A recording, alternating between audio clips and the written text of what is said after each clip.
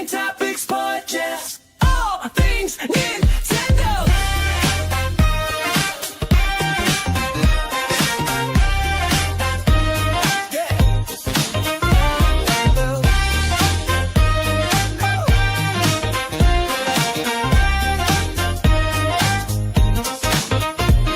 My goddessy's unhealthy. Obsession with Switch 2. Joyce's Jay, Zelda's auntie. The true queen of Hyrule. Paul Gale kick stats. Switch sales is jam. And 60s or Josh Burns contracts back. My body is ready for Switch 2. I'm excited for the podcast. What about you? Sit back, relax, grab a stack. It's here. Nintopics Podcast. Come around with cheer. Yeah.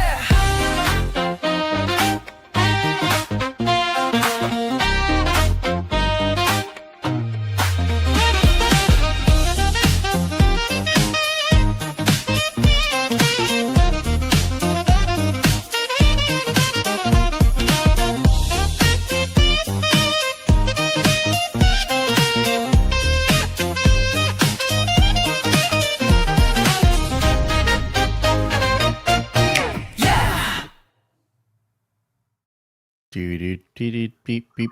Oh, we're live. Hi. What's going Hello. Welcome to the Nintopics Podcast. That's not the song. I think this one is a song. Oh, I like that other one. I thought that was Animal Crossing. No, that's like the Mario Kart. That's the Mario Kart little lo-fi thing. Welcome to the Nintopics Podcast. We are live here, ready to talk Nintendo Switch 2, ready to put our foot in our mouths, and ready to have fun. It's Friday night. No better way to spend your Friday night ending your weekend than at the Nintopics Podcast, the most positive podcast out there, right? There's all their amazing ones, but this one is positive. This one is good. This one's relaxed. This was just lay back, relax, get a snack, and enjoy Paul, Joycey, and 64 Josh, and this guy. All right, without further ado, introducing the queen of Hyrule, Joycey J, Zelda's mama. How you doing, Joycey? Hello, everyone. I hope you're all having a wonderful week. I hope you all are enjoying your Switch too, because Joycey's been at work all week. And I've played Mario Kart World. It's great. Would like to spend some more time with it, but I gotta go to work. Then moving over to the neighbor, N64 Josh. What's up, Josh? What is going on? So glad to be here, and I'm kind of in the same boat. Too much work and not enough Switch 2. But this weekend, my goal is to rot and play Mario Kart. That's it. That's my goal. So. Goals. Yeah, I approve those goals.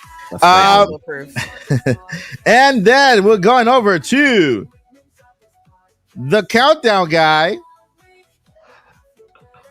as dubbed by the community. The numbers. Well, he is the numbers guy. He's been the numbers guy, and the countdown guy. Paul, how many days till Indie Mania? 13 days until Indie Mania. 13 days until Indie Mania. Paul, the Gale Force Network. What's up, Paul? I've been playing a lot of Nintendo Switch 2, and my recommendation is if you are a numbers person or appreciate data, I've had this since day one on the Nintendo Switch, and that's the Switch Parental Controls app. Because I love the data it provides, which is the hours that you've played per title, per day, per month, etc. We had that. Wii U had that. 3DS had that.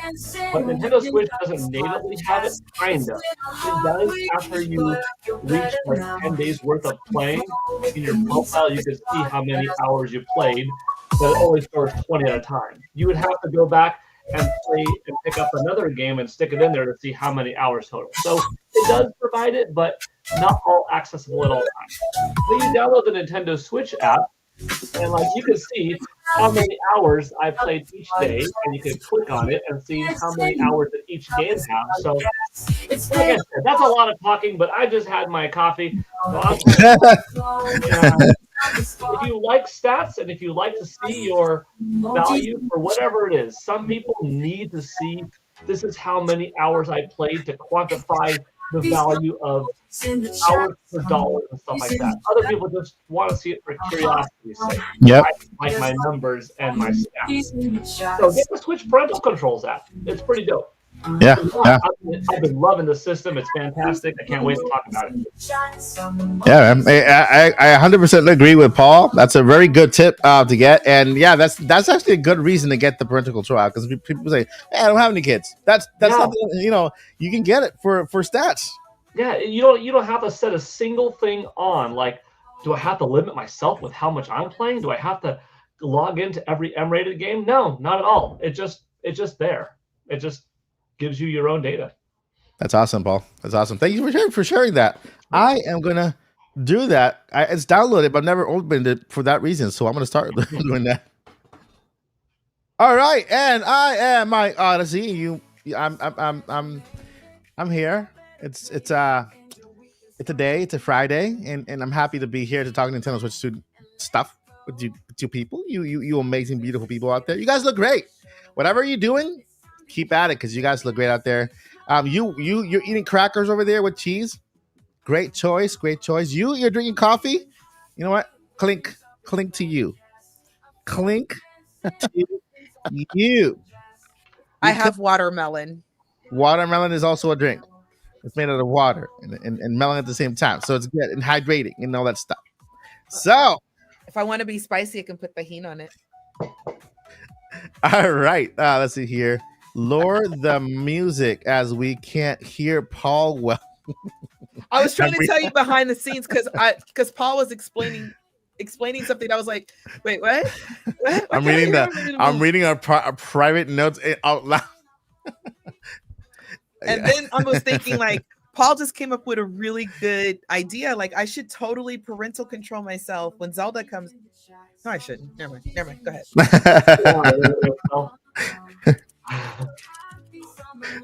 All right. So, without further ado, let's get into the topics for today because we got a lot to talk about. We're going to talk about numbers. We're going to talk about Mario Kart. And we're going to talk about our first impressions. This is like a review of what we think of the first week of Nintendo Switch 2. You know, because I think this little console here is making a quite an impression, right? And so we're going to talk about that. A few, I think. It's sold pretty well. Just a couple, couple little bags of Switches got sold, you know. So let's go ahead and go over to Mr. Number Guy, Paul Gill. Paul, what is our first topic for today? Geez, my favorite. Only thing I love more. Well, no, I love playing more than going over the sales data. But like that's my second favorite thing is going over sales data, just right next to playing. That is just how well did Nintendo Switch 2 do? Yeah. Worldwide in its opening 4-day weekend. Nice. Well, very well. So well that it broke every record of any console, Nintendo or otherwise, in that opening frame by selling over 3.5 million units. That is tremendous. That's in that Thursday through Sunday frame. It opened up in a dozen plus countries worldwide. We do have a little bit of a breakdown per individual country, which I'll just share a couple of them. But you got 3.5 million units. That tops the PlayStation 5 record of 3.4 million, which took a month to do. That tops Nintendo Switch's record of 2.74 million in approximately the first month, minus a couple of days. And this is also to take into consideration, wow, this sold more and faster than Nintendo Switch did 8 years ago. And this system came out at $450 minimum, $500 on the higher end, compared to Nintendo Switch at $300. Wow. So the drop the price. You have a vocal minority shouting very loudly. Yeah. And not to say and to diminish anybody's thoughts of, hey, this system is too much for me, but that chatter does not represent the vast majority of people out there. The vast majority of people are used to paying $1,200 for an iPhone, $1,000 for their Android phone, are used to paying $800 for their iPad, $300 for an Apple Watch, for crying out loud, instead of just getting a Casio watch for $7 or something like that. Yeah. They're used to spending $7 a day on coffee when they could buy a can of coffee and make that $7 can last 2 months. You know what I mean? So for real, people choose to do what they will with their money, and people judging others like so unnecessary. But anyways, I digress. System sold well because the value looked there, like it was present. And if you add it up, in the past, you had to buy a Wii U and a 3DS, a GameCube and a Game Boy Advance, an N64 and a Game Boy to experience all that Nintendo had to offer per generation. Except for NES and Nintendo Switch. Everything else was divided. And then now Nintendo Switch 2 as well. One system, all of what Nintendo's going to give you all generation long, right there for $450, plus a lot of third parties. Anyways, back to sales. How did it do elsewhere? Well, I have a little bit of data from Japan because we have our Famitsu sales charts from Japan. Mario Kart World alone in Japan did 782,566 copies. Wow. Breaking the record of any Mario Kart game ever there. And that does not include digital. That's physical only. Nintendo Switch 2 alone in Japan opened up with 947,931 units sold. That's an all-time record. And the previous all-time record actually goes so far back that is that much more impressive. PlayStation 2. That was the best-selling opening weekend console ever. And that thing came out in 2000. So that's a record that just got beaten.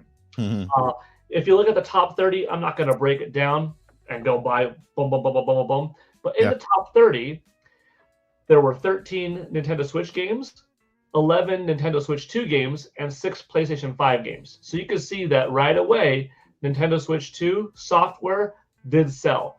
Some people were worried, well, how's Game Key Card going to sell this, that?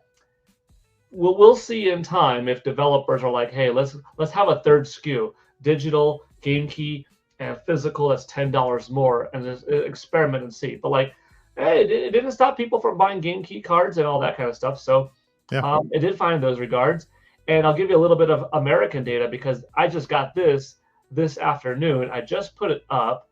Matt Piscatella from Circana, formerly the NPD Group, shared that in the United States alone, over 1.1 million units sold, breaking all records. In this case, it doesn't go as far back as PS2 being the former champion. It just goes back like a decade ago to PlayStation 4, which was the previous record holder for opening weekend sales. Nintendo Switch 2 topped that. And that 1.1 million does not include sales from My Nintendo Store. So you know it's even higher.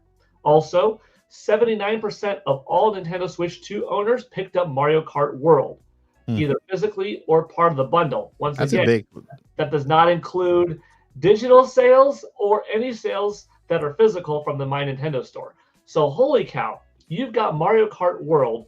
It's hard enough for a game to open up. It's hard enough for a game to sell 1 million copies in 4 days, let alone a launch. That means the ratio has to be so high to the system, to every system owner buying the game in order to achieve that. Yes, MZAP, raise the price. It's too valuable. Raise that. That's hilarious. Yeah. And if you're curious, I just have the top 3 for now.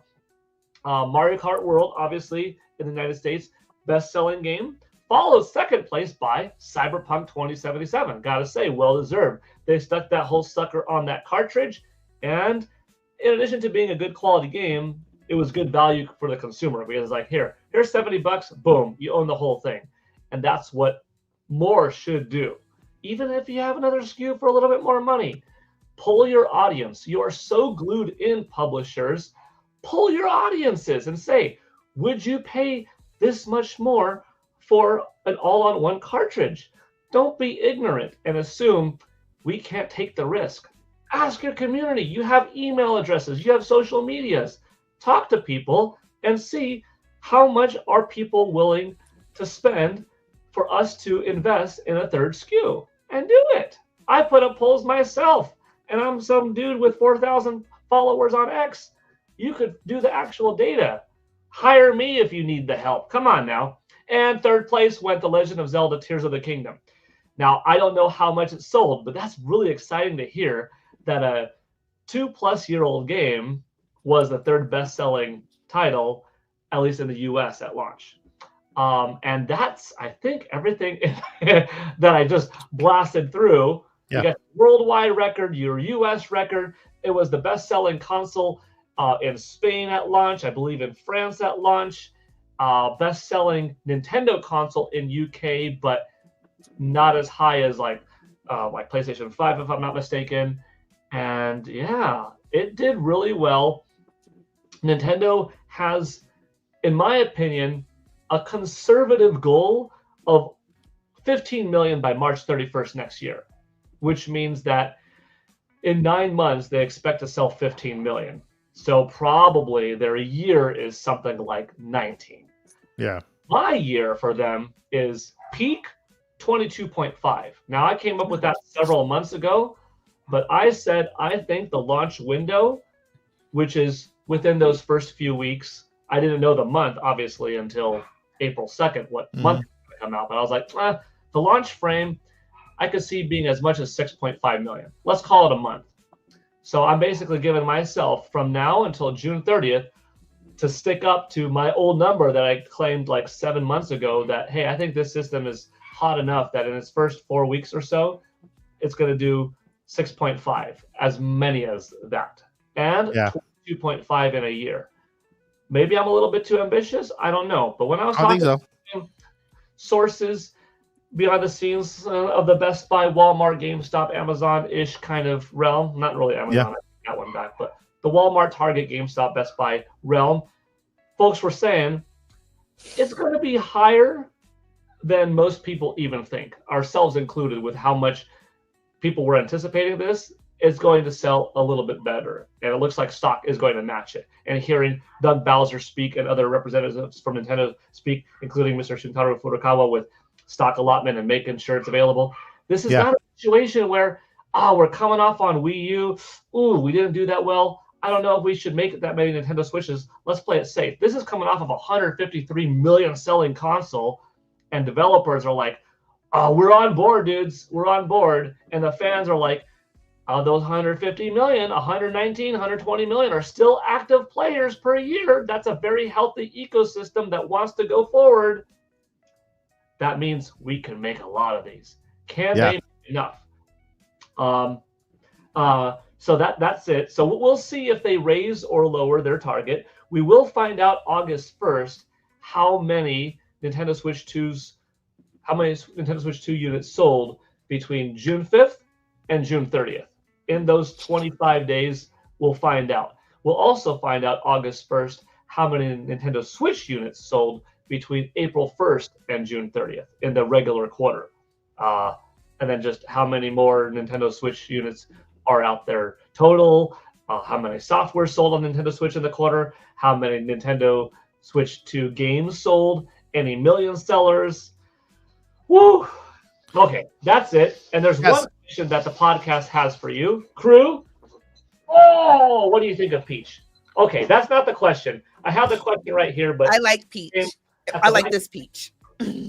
That's a good girl. So I'll have the first question, let Joycey answer it. Second question is go to Josh, and then you can answer the third question, Paul. The limited edition thing. Yeah, the first question for Joycey. Okay. Second for Josh, and then the third for you yourself. Where's the third one down? Third one is with stock flying off the shelves. How do you see Nintendo managing supply for to hit that 50 million mark? Because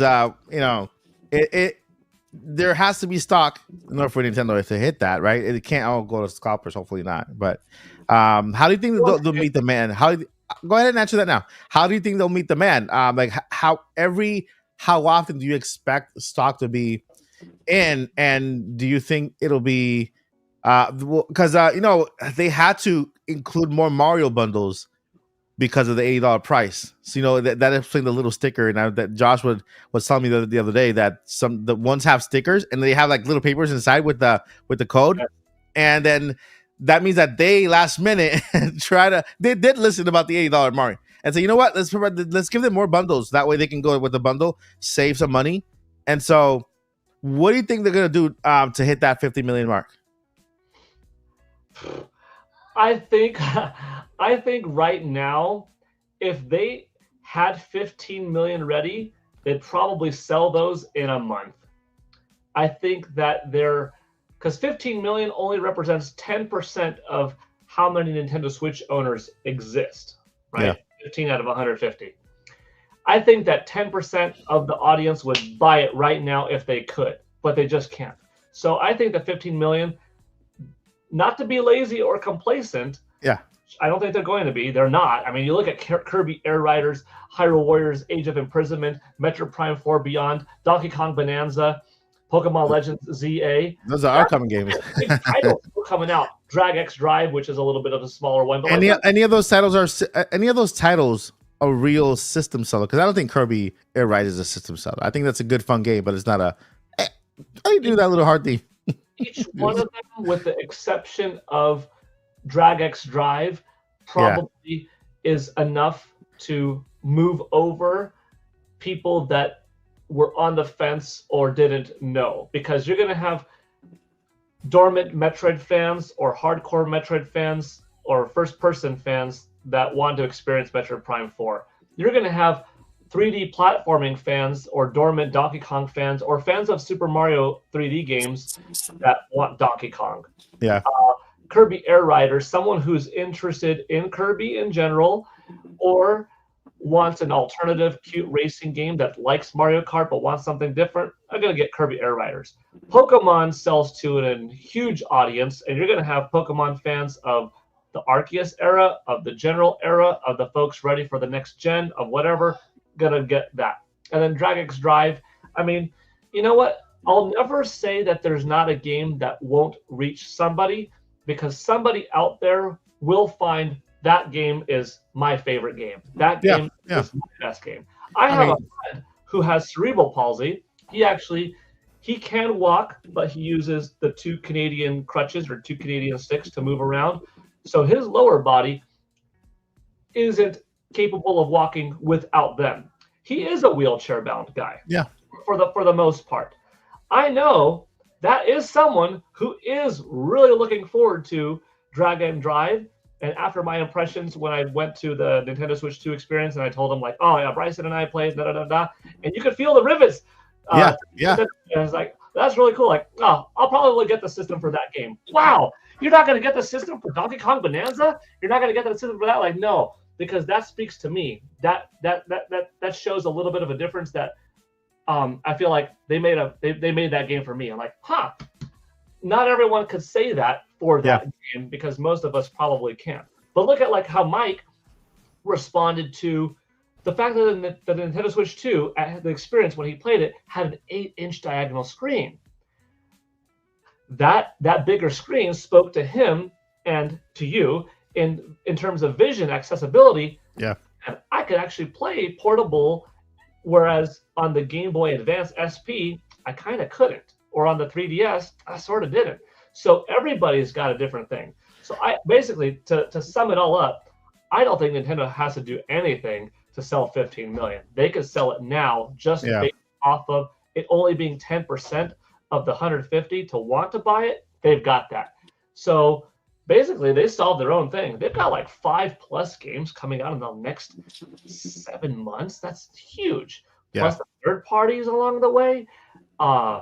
And you're going to have some kind of little discount coming around Black Friday. They're not going to like drop the system all of a sudden. But I wouldn't be surprised on eShop, temporary 10% discount, 10%, not much, but something on some titles, whether they're first party ones or third. Plus, you're going to have indie support from Way Forward. You're going to have plenty of third party games. Dude, this 15 million is so easy to achieve. Wait, are you talking about Way Forward, the same ones that are going to be present at Indie Mania in only 13 days? One, they're awesome, and two, They're OGs with Indie Mania 1, and they're coming back in 13 Yeah. days with Indie Mania, the sequel. Yeah, and Paul's gonna go talk to them at their studio, so you don't want to miss that also. So Interview yeah. next week. What do you think? What do you think, Josh? You think Mario Kart was a big influence on selling the system? Oh, for sure. I mean, it's their top selling. Mario Kart 8 Deluxe was their top selling game, right? Like, Yeah.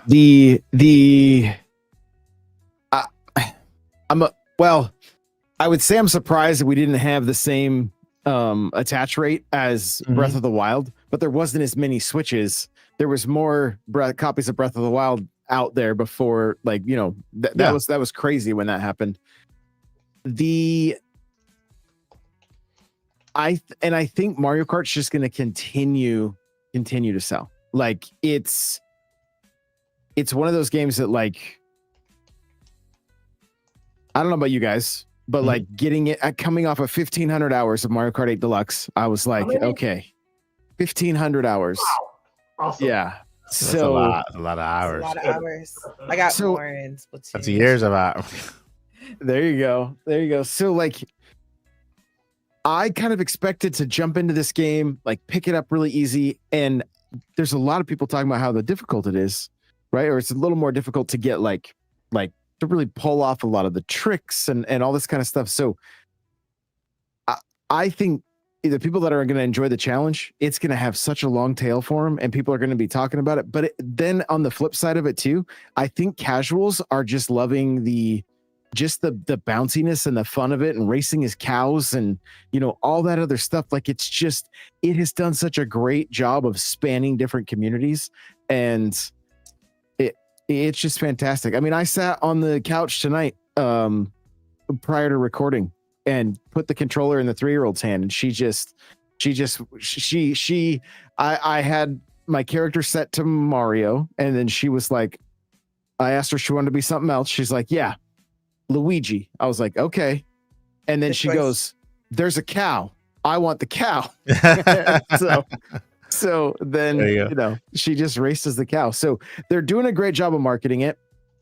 I think it's a system seller, no question. Yeah. They were very smart to make the limited supply much less limited and get this game into as many people's hands as possible, because it's word of mouth is going to be huge for this one. Yeah. Like, no question. So yeah, it's moving systems. It'll continue to move systems. I'm anticipating every holiday we see that bundle make its return, because there's gonna. The hope is that we have the level of hype during every direct when they announce something new for this game. Yeah. And so yeah, I think it's definitely a system seller, and will continue to be a system seller for quite some time. Because you throw Animal Crossing into Mario Kart World, people are going to want to play as Isabelle, right? Play as Tom Nook, for real. like for real. play as Rolled. Because I mean, if you got a Goomba in here, you can give me plenty of other villagers. You know what I'm saying? Come So on. like, I think Mario Kart's going to be a marketing tool, and I'm excited about it, because we all get more content. So Yeah, I mean, Mario Kart was that packing game for Nintendo Switch during the holidays. Every single holiday season, they came in with Mario Kart bundle, and I think it's gonna be even crazier this time with that. I agree. Let's go over to NedWeedo9. Shout out to you for the 2. Thank you so much. Mario Kart World is stunning. A lot of missions. You're right. You're right. Today I was actually wandering around Mario Kart trying to do the P switches. I didn't do anything. But I did do a little mission about going over to every hitchhiker and making them wave at me and kind of jump. I don't know what happens after that. All I know is that when you go near one of those wanderers, they see you and they just get all happy and everything. So I'm like, okay, so what if happens if I just go throughout the entire world and find everyone, and then they all just yell at me and everything like that? Kind of, you know, does something happen after that? Is it, you know, is that a thing? Or am I just gonna, you know, is that a thing? Is it? I think you're doing it for fun. Is that a thing? I mean, I'm making it a mission then. Nothing wrong with that. All right, Joycey, what do you think, Joycey? Oh What my gosh. do you think, Joycey? Okay, so I'm gonna give you my honest opinion. I like the game. I Mhm. haven't spent enough time with it, but I love the game. Yeah. And free roam is goated. Okay. And I'm gonna tell you why. I was joking with a lot of my coworkers today, and Mhm. I was saying, you know, our generation, my generation, millennials and Gen X, we are Yeah. the true alphabet mafia because we all have ADHD, we all have ADD, we all have some kind of lettering, right? And I Yeah. remember when Breath of the Wild came out, that's what was one of the loving nicknames for Breath of the Wild was Chakta. it's like it's for people like me who's like, oh, this is interesting, I'm going to this shrine and I'm gonna, oh, squirrel. That's for people like me. Squirrel. And that's what I feel about with free roam, except I get to roam more and I get to see more things, and so many things catch your eye. And I know people were like, it's just free roam, it's not a big deal. Yeah, but it's the world you're free roaming in. Yeah. Okay. Because there's P switches, and I love those because those help, you know, in real races. Mhm. But it's very, I can satisfy that. Oh, squirrel. I can satisfy that need. Okay. Yeah. So that's what I really, really, really love about free roam. Yeah. So see, the old folks get it. Yeah, we get it. I am enjoying the heck out of it. So I just, you know, especially if I'm like just on the phone, like with one of my friends or my mom, and we're just having a calm conversation and just pop on free roam.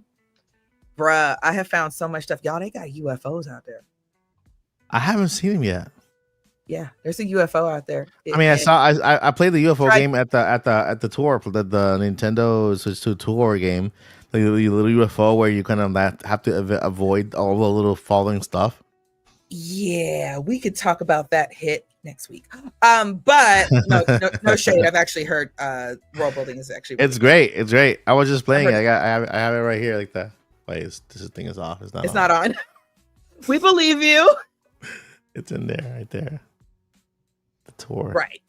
But anyway, but the thing is that I really just enjoy the free roam. But I will say, from what I've played so far, I got so far to unlock a certain colorful road, in case y'all aren't there, you know. Yeah. And I saw how epic it was, and it's a very hard track, which is great. But I was gonna say, the game is a little empty. And I think that's on purpose. Yeah, I believe it. I believe from now until Switch 3 or whatever the heck is next, we are going to be getting no songs about Switch 3, Mike. Not yet. No, not that. No, not not yet. that. I know where you're leading to, and I'm getting excited just thinking about it. That's why I raised my hand. Yes. Okay, we're here. Okay, it's not. Yeah. I don't think it's just going to be DLC. Switch 3. I thought you were going to say Switch 3. I'm No, sorry. I was gonna say events, like events throughout the entire DLC drops, new costumes, new everything. I think we're going to get it consistently until truly probably the end of Switch 2's life. I really see that. So I said, this isn't empty. What it is this is one big placeholder, because everywhere in free roam, I'm like, this could go here, this could go here, this could go here. And I'm like, they're going to do it eventually. We're going to get tracks. Guys, so how old is Splatoon 3? And we just got a whole new weapons drop. Crazy. With brand new kits. I thought that game was over, was done for. I'm like, what the heck? So did the fans, because we had the Grand Splatfest. We did the ultimate thing to determine. The goodbye tour or whatever. They need to do the same with Mario Kart and Animal Crossing. They need to like Splatoon the heck out of those two games and offer events and like a whole bunch of, you know, grand whatever. Like they have to do something with those games to keep that momentum, because Splatoon is like the I think Splatoon, when it comes to the ongoing service and events, it's like the most impressive I've seen in a while, right? Even to that big giant party at the end of that you thought was the end, right? So it's awesome, man. I enjoy it. I've had a really good time with it. So I encourage everyone to give it a try. And the other thing I was going to say, kind of touching on what you guys were talking about with sales. Yeah. I don't know, and I know that you were going to ask me this earlier. Like when it comes to bundles and stuff like this, and this is kind of the vibe I've been getting from Nintendo since the Mario Kart bundle for Switch 2 dropped. I said, okay, so this is going to be one of the ways they can bring in more people and possibly offer a first party game at a lower price. Because I do think we're going to get the big Zelda bundle, the big Animal Crossing bundle, the big, I wish Samus had a bundle, but you know. So I do believe the real heavy hitters are going to get bundles. So yeah, that's the kind of answer that part of the question too. That's awesome. All right, let's move to topic number two. Number two, it's me, Mario. And my brother Luigi. All right. You want me to take it? You ready? Yeah, take it over. All right, Mario Kart World. Switch 2's flagship launch title. Hit the shelves alongside the console on June 5th, 2025, and has been a major factor in the system's record-breaking sales. Are you typing while I'm reading? You're gonna go full Anchorman on me. No, I was just fixing that little mishap there. Priced at $80 digital and physical, the most expensive Mario Kart yet. Sparking some debate, critics and players praise its vibrant visuals, tight controls, and new features like the free roam mode. Knockout Tour, with reviews ranging from 8.5 to 9 out of 10. However, some feel open world elements are undercooked. The core gameplay loop lacks long-term staying power compared to past launch titles like The Legend of Zelda Breath of the Wild.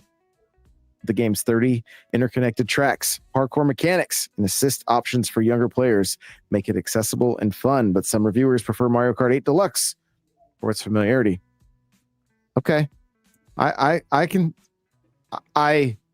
see them after playing this game longer. I got some rebuttals, so this will be fun.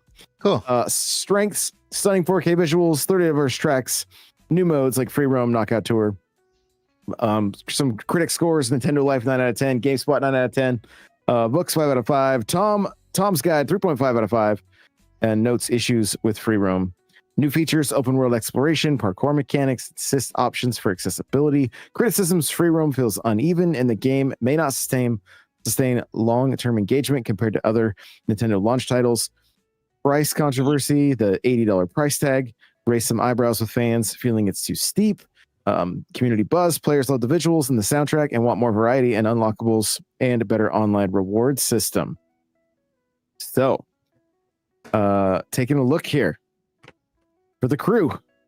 Well, before I ask some questions, can I speak to the Yeah. No, you first. You go do what you gotta do with that topic, and then you can go to the questions. Let's talk about this. So, I up until today, I didn't feel like I had put enough time into the game to even give it like a review score. Yeah. Right.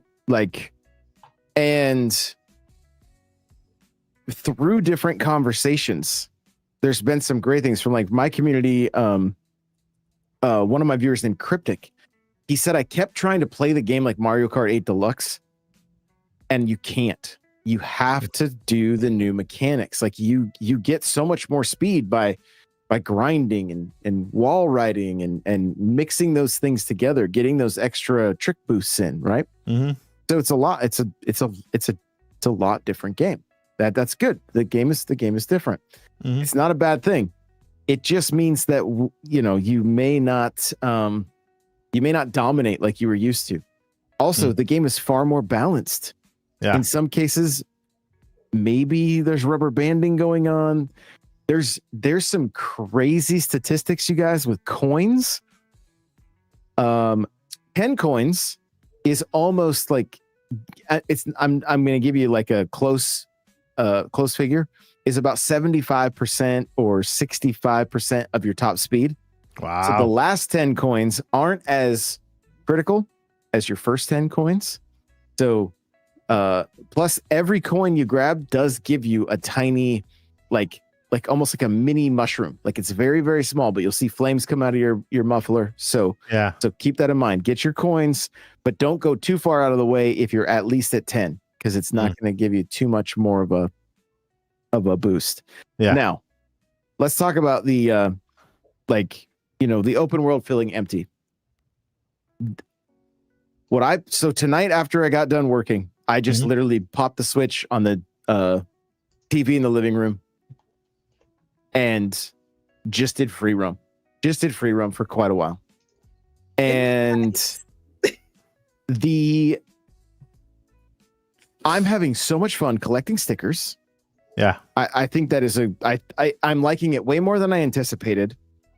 And they did some things that are incredibly special in this game, especially for longtime fans. Yeah. And that is certain P-switches have you racing on classic tracks, and they bring the characters in. They switch the music to the old, to those tracks specifically.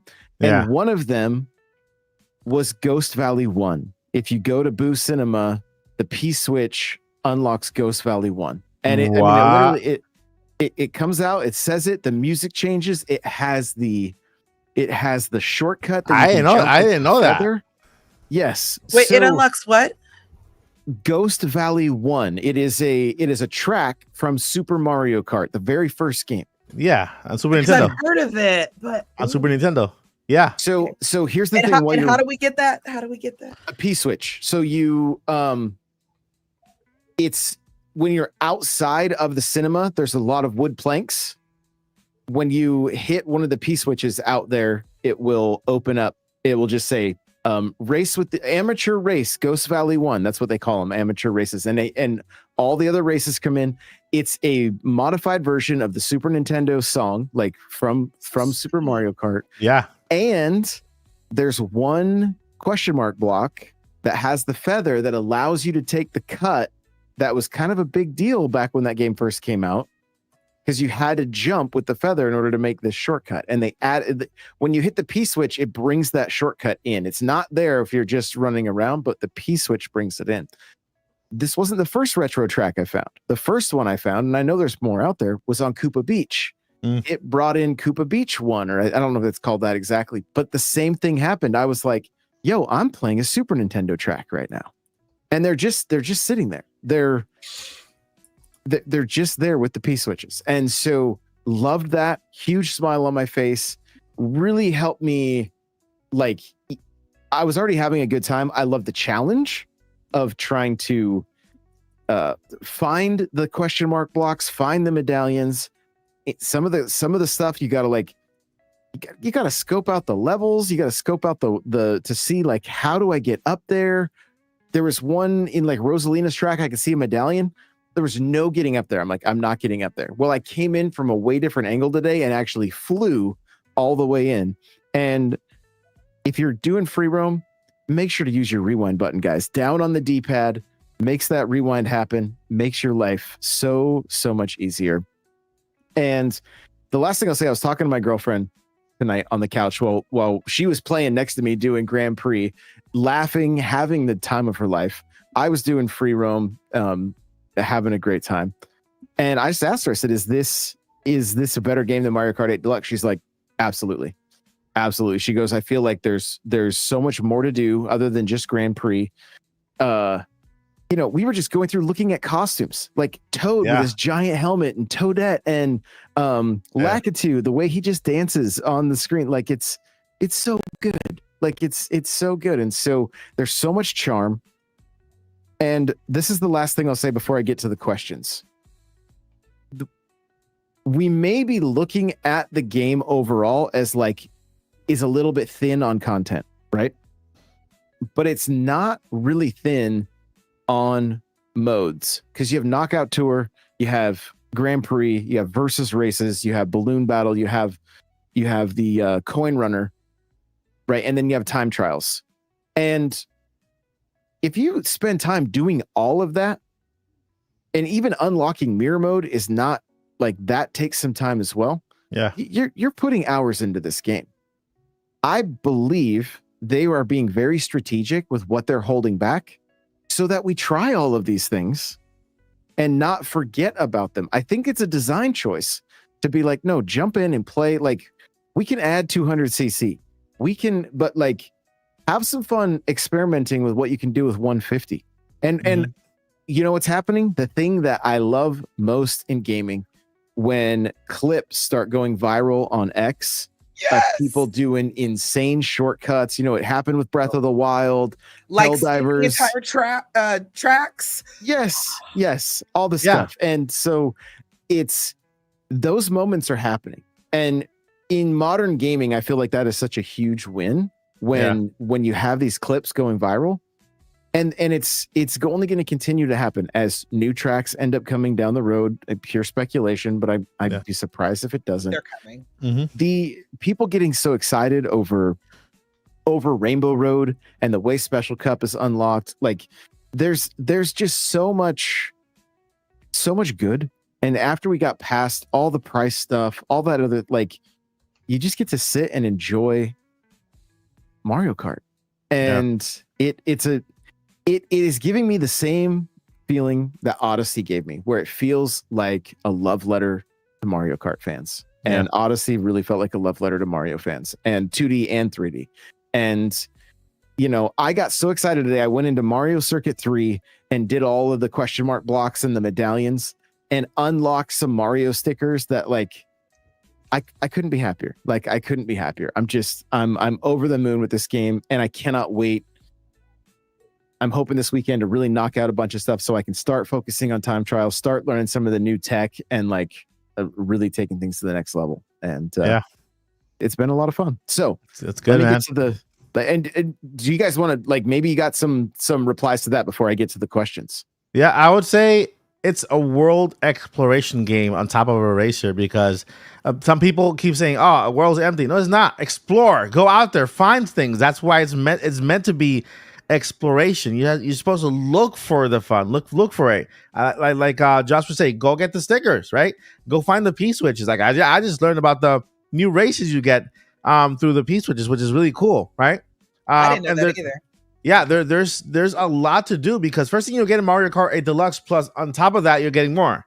So it's not that it's empty. I'm guessing that what they're looking at is the world itself, and the how open it is, and maybe because there's not enough life, you know, like there doesn't have to be a little Goomba or a little Toad everywhere, standing everywhere, or a little shop everywhere. That's not, if they make it easy for you to find, it's not exploration. It's right there. You have to go into the world, find it. Today I was just like wave racing throughout the entire thing. I found a big like water area, and then I went to a little island, and on that island I collected some kind of coin that made something different. I'm like, wait a minute, this is different. I want to find more of these, you know? And so it's about exploration, not just hey, make things easier to find. You have to get out there.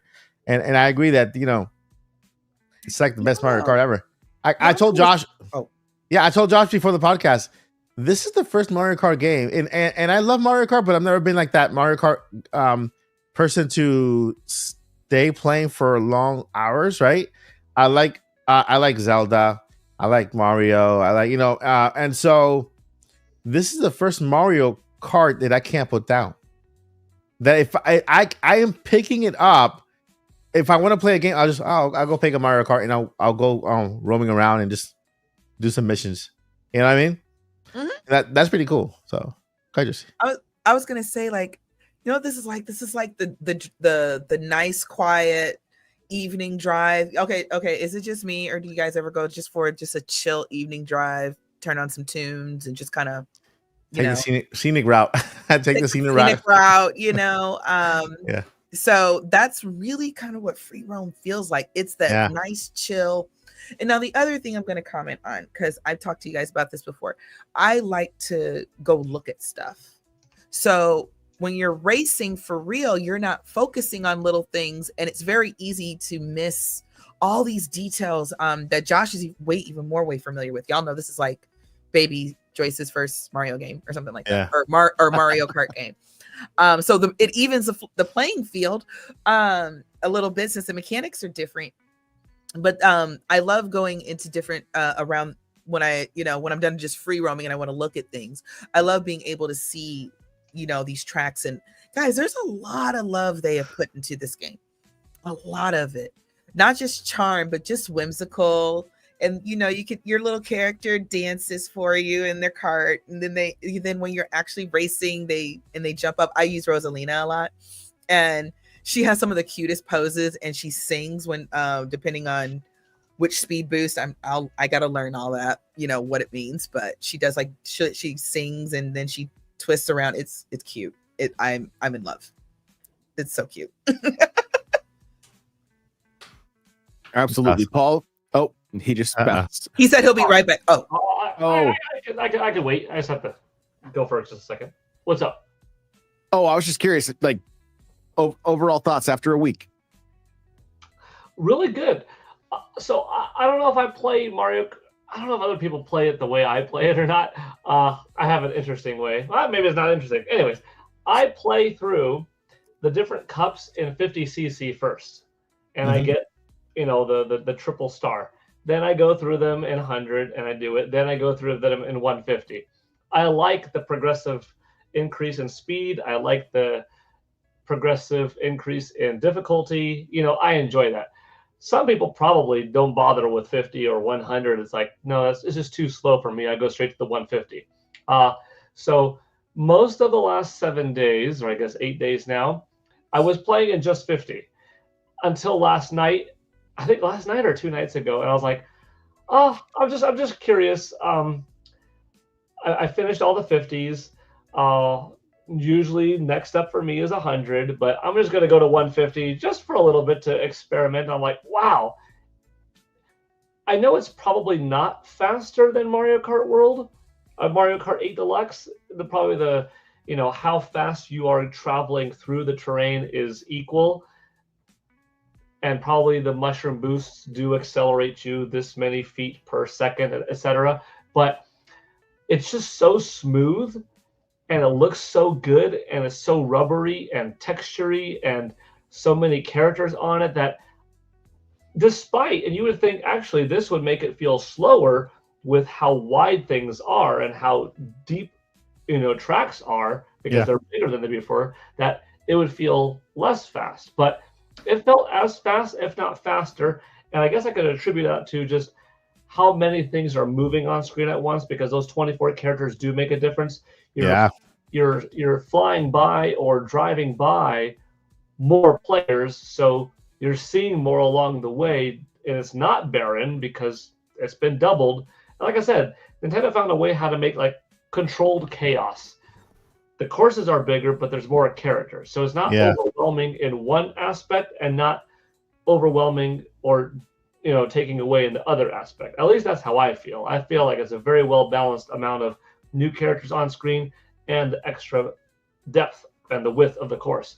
But that jump all of a sudden to 150, I was like, oh, wow, okay, this is a lot faster. So I'm going to go back and I'm going to do it my boring way, or I don't know if it's boring. It's not boring for me. For me, I like it. I'm going to go back probably today and go through 100 and just go through, and I like to collect all of the stars along the path. And I'm going to go up to 150 and collect all the path. And then probably from then on out, like 150 is going to be my go-to.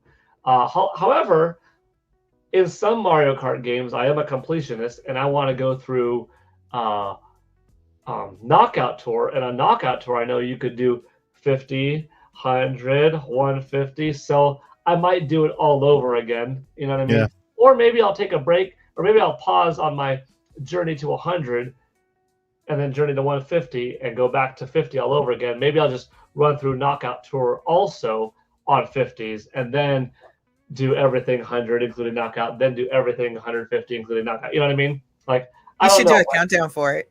Oh man, jeez.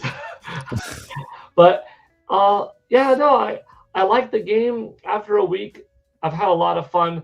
I mean, see, I've been playing so many other, well, not so many, but I've been playing.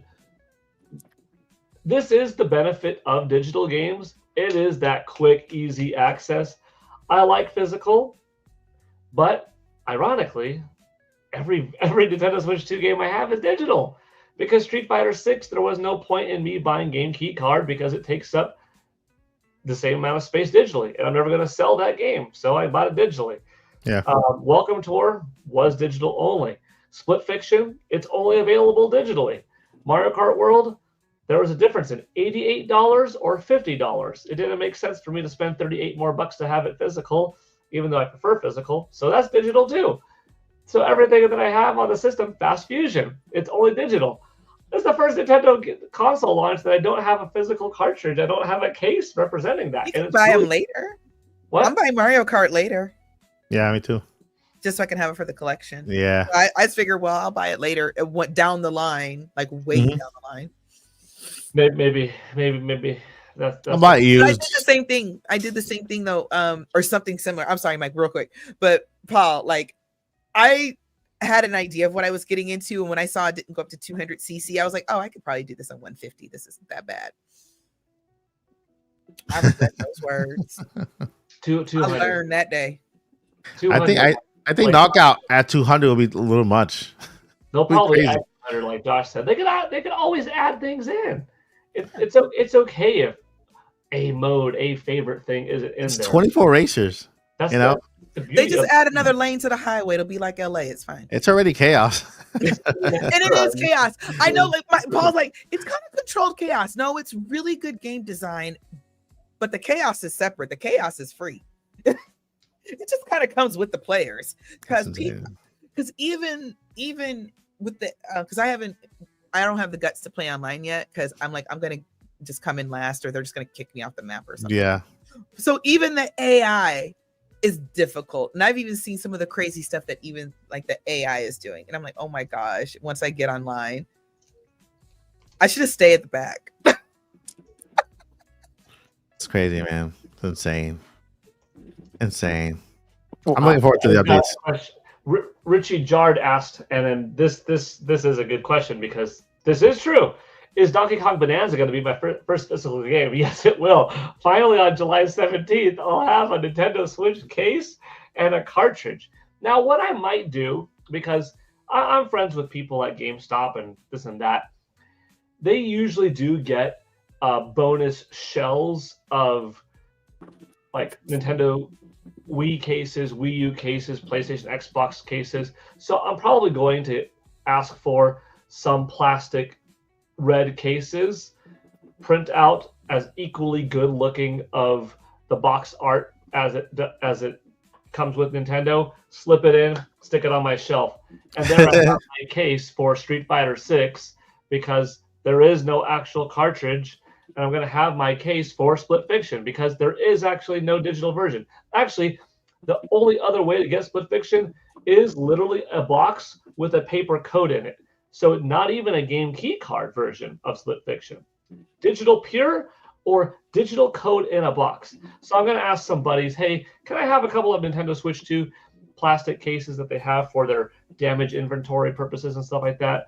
And then maybe they have extra sleeves that I don't have to print, or I'll print it out. So they're just for my shelf purposes to satisfy my visual like of art to me. I'll have it on the shelf. It won't help if I don't have physical, but that's not my fault. That's on the publishers. Anyhow, to wrap it up, Mario Kart World, terrific. I don't know if it's my favorite launch game, though, because I've got to say, Split Fiction is incredible. It is so fun. It's so fun that all four of us in our household have a file ourselves, because we want to play. I want to play as Zoe and Mio on my file, and on your file, I want to experience Mio and Zoe. Oh, but on this file, here and here, oh, I want to play with mommy. Oh, I want to play with daddy. Oh, brother and sister, papa. All four of us have a file, and I'm like, dang. And we're all kind of progressing, kind of like replaying it, but like playing it from the other character's perspective and helping each other out. But like, and it's not a Nintendo Switch 2 exclusive game. In fact, it already sold a few million copies on between March 6th and June 6th. So, or March 5th, whatever, 6th or 5th. It's been out for 3 months, but it's still a relatively new game. Yeah. So if you like,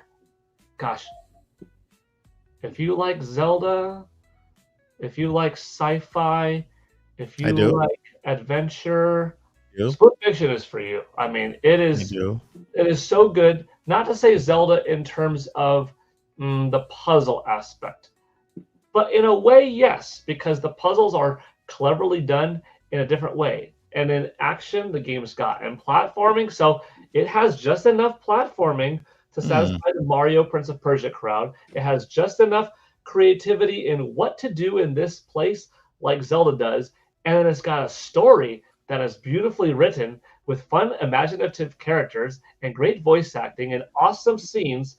I think Split Fiction so far might be my game of the year. I don't know. I am head over heels for this game. And that's been getting some time. Street Fighter 6, even though I've owned it for 2 years, has been getting time. Fast Fusion, I've got to give it to Fast Fusion. Oh, so if you want speed, don't play Fast Fusion and then play Mario Kart. You're right. It's going so slow in comparison. Not to say Mario Kart's a slow game, it's not. But Fast Fusion, shout out to Shinnon. They are so good at what they do. And this game options with its performance and fidelity and another patch coming all for free. They were ready at launch and they are still giving more. The game looks stunning. It's not content packed like Mario Kart. No, you're just getting a pure, fast, hardcore racing game, the modern day equivalent of like F-Zero GX. But it's only $15 too. In my opinion, you like racing game, you got $15, buy yourself Fast Fusion. It deserves to be on that top sellers chart because it is good. There's a review on Thunderstat's channel. If you want to look it up, he'll tell you about it. He just released it about 3 days ago. Pretty good. It's also great. And Welcome Tour, you know what? I don't regret Welcome Tour at all. I've already had a few hours of fun. You could argue, should it have been included free? Maybe not should have, but it would have been darn nice if it was, because it would have been perfect for every Nintendo Switch owner, every Nintendo Switch 2 owner to have access to Welcome Tour, because it does that good of a job of showing what the Joy-Cons could do, what the Pro Controller could do. How accurate is the mini game of, here's your Nintendo Switch 2, set it up, take it out of the system, it knows if it's in the dock, and put it in tabletop mode. Now, we want you to make it 45 degrees. And then on the screen it says, oh, you were off by this much. You put it at 47, here's 45. Put it at 38 degrees. Very good job. Set it to 75 degrees. Because of the gyroscope and how accurate it is. And that's a mini game, and that's fun. And that just shows how much creativity and inventiveness is in it. And there's a whole other mini game. I don't want to spoil it for people, but like, push the button until you hear Mario's a familiar sound, and it's Mario's coin. Because the Nintendo Switch Joy-Cons don't have speakers, but they could vibrate kind of like the original Nintendo Joy-Cons could at a certain frequency that they can create music, sound from them. And the Nintendo Switch Joy-Con 2s could do that much more accurately. Anyways, like, no, dude, you're getting fun and you're getting some gameplay and you're getting some entertainment out of it beyond just navigating around and doing quizzes and stuff, which is still kind of cool. Would it have been better if it was included in every system? Yes. But is it worth the $9.49 I played and already got like 4 hours out of it? Heck yeah. So, $9.49, you got a discount? At GameStop, it was digital, and their digital games for like pro members are always 50% off. So like, I see, no tax. Anyways, I know. Sorry, it was just a Mario Kart discussion, but I wanted to drop a little more because I have to leave for a minute, and then when I come back, I'm only going to be able to stay for like 7 more minutes, and I got to go. So that's my roundup of all of the launch games, just in case I get to it, and then I'm not here for it. So no worries. All right, All right, back. We're gonna go ahead and Paul, do you want to add anything before we move to the next topic, Josh? I think we'll just do our fun question, which is, what is a toss one crazy item, like a new power up into world? What would it be to shake up the races? The cape. I want the cape. I want the Super Mario World cape, because we already have the feather. Although it turns into a plane, doesn't make so much sense. The cape only makes you jump. I have a star already. Star doesn't last that long. I don't know. Let's go like this, Mike. Take the cape, and just like in Mario Kart 7, you could get the leaf, and it would give you the raccoon tail.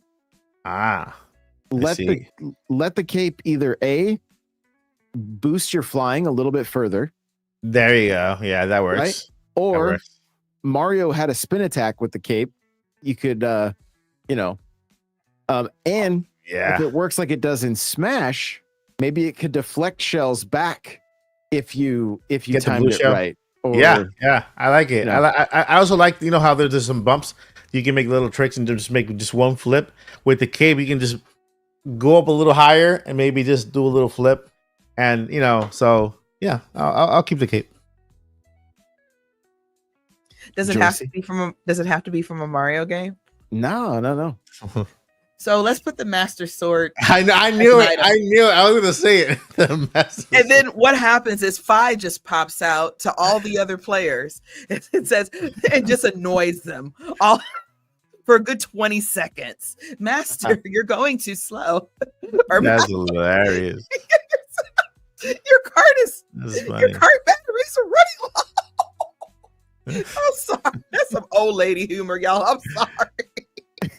You know what a great power up would be? Super random but cool.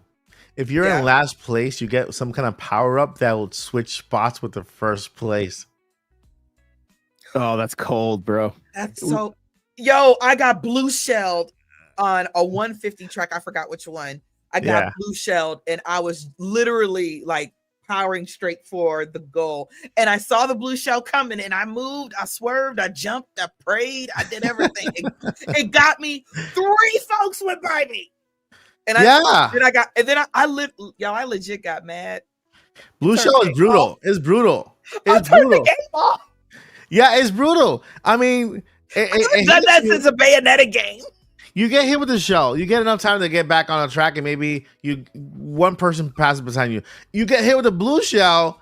It takes forever for you to get back on the track, and then you end up from being first to 7th. This blue shell here. Cannot stand that blue shell. Dumb blue shell. Stupid blue shell. I saw Andre from Game Explain. He said. And I think this is a great idea that the blue shell should go off like a nuke and be much larger explosions so that it hits more people, that's actually kind of fair.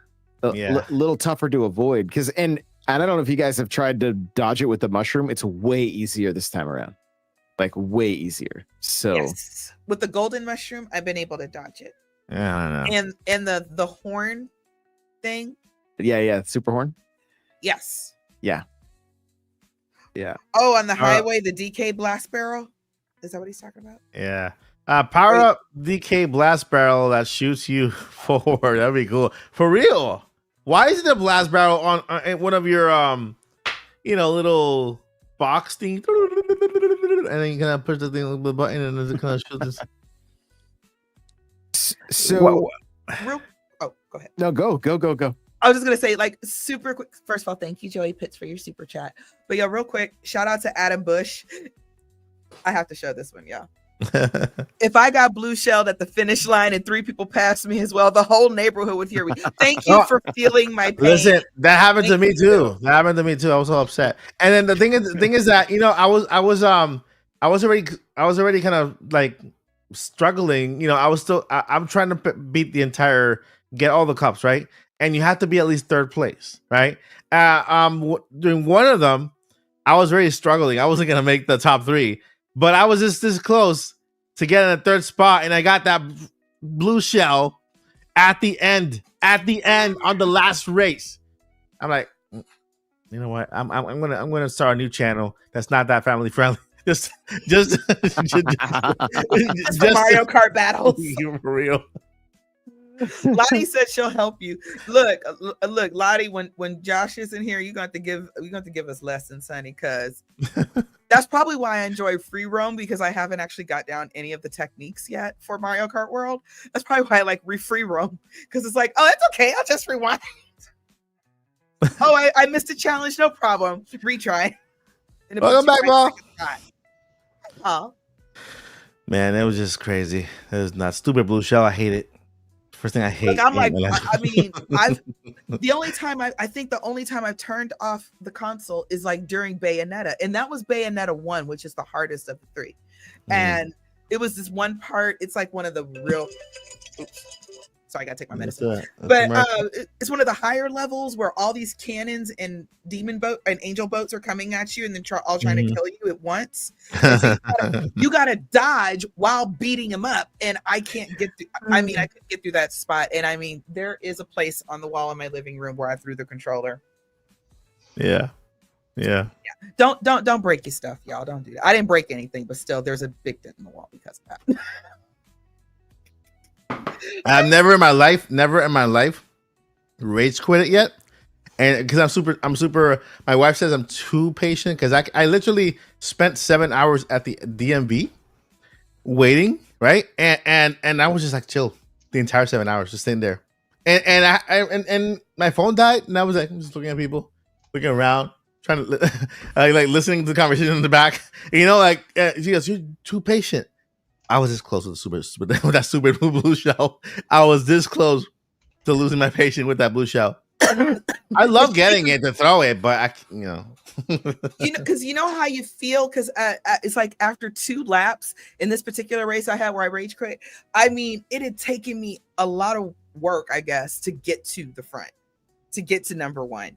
And I was just gunning it. I was like, I'm gonna make it. Blue shell. I'm like, I said a lot of things that we will say on Mike's mature channel. Yeah, Mike Odyssey Mike Odyssey rated R, rated R, PG 18.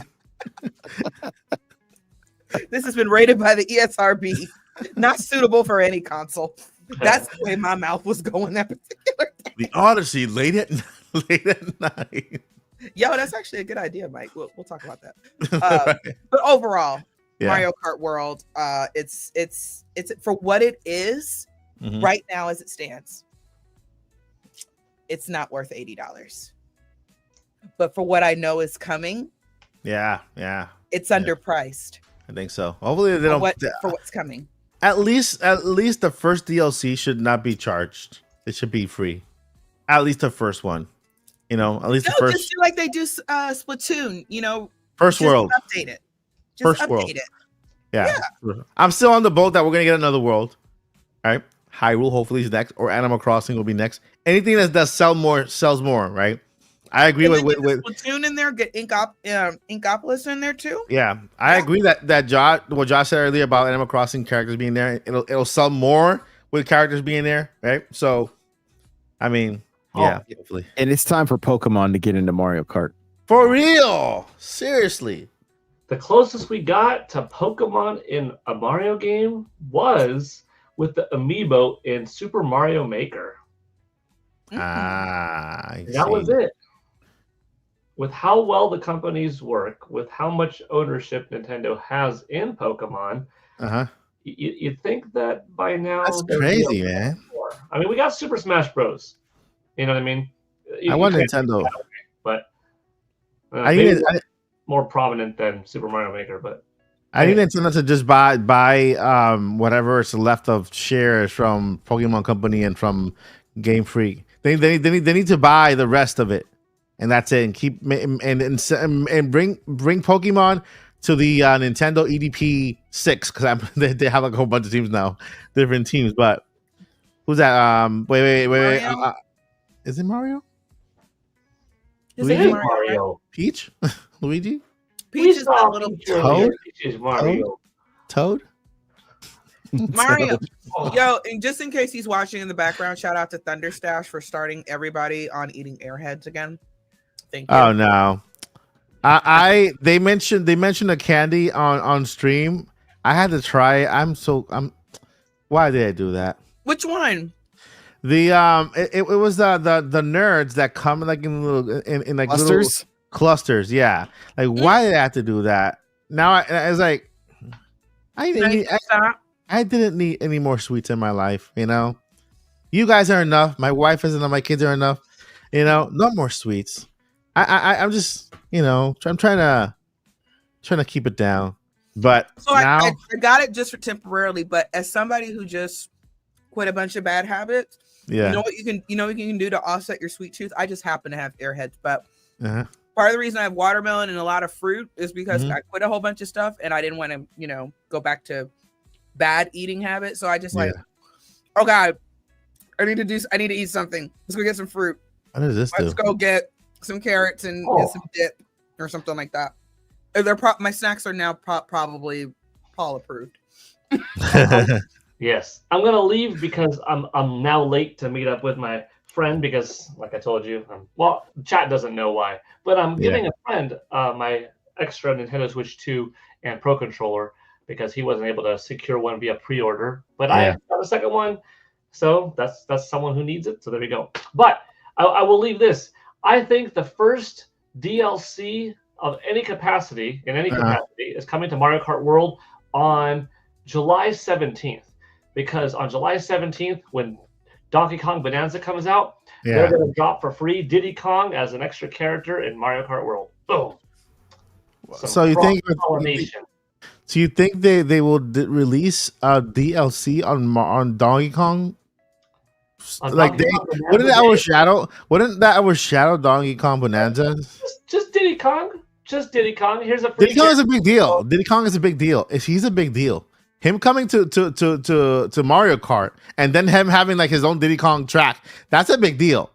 I don't know about a track. At the very least, here's Diddy Kong as an additional playable character that isn't a part of the main roster. That's a free download for you in celebration of Donkey Kong Bonanza, or or a Donkey Kong Bonanza shirt for DK or something like that. July 17th.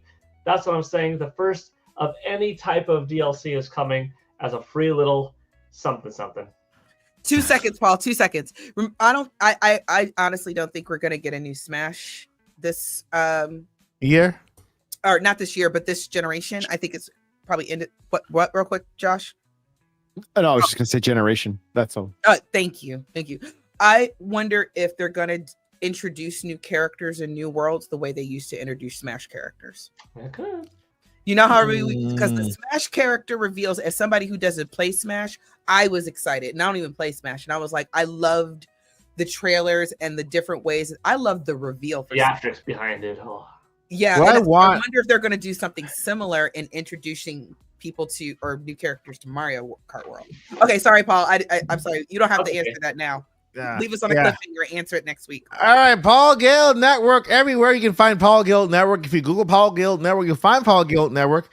And Paul Gale's gonna go over and make a buck. Are you making a profit or is it straight up? Straight up, down to the pennies on the tax. That's it. That's nice. You see, that's a good friend. It's not making a penny of it. Meeting with a friend that didn't get.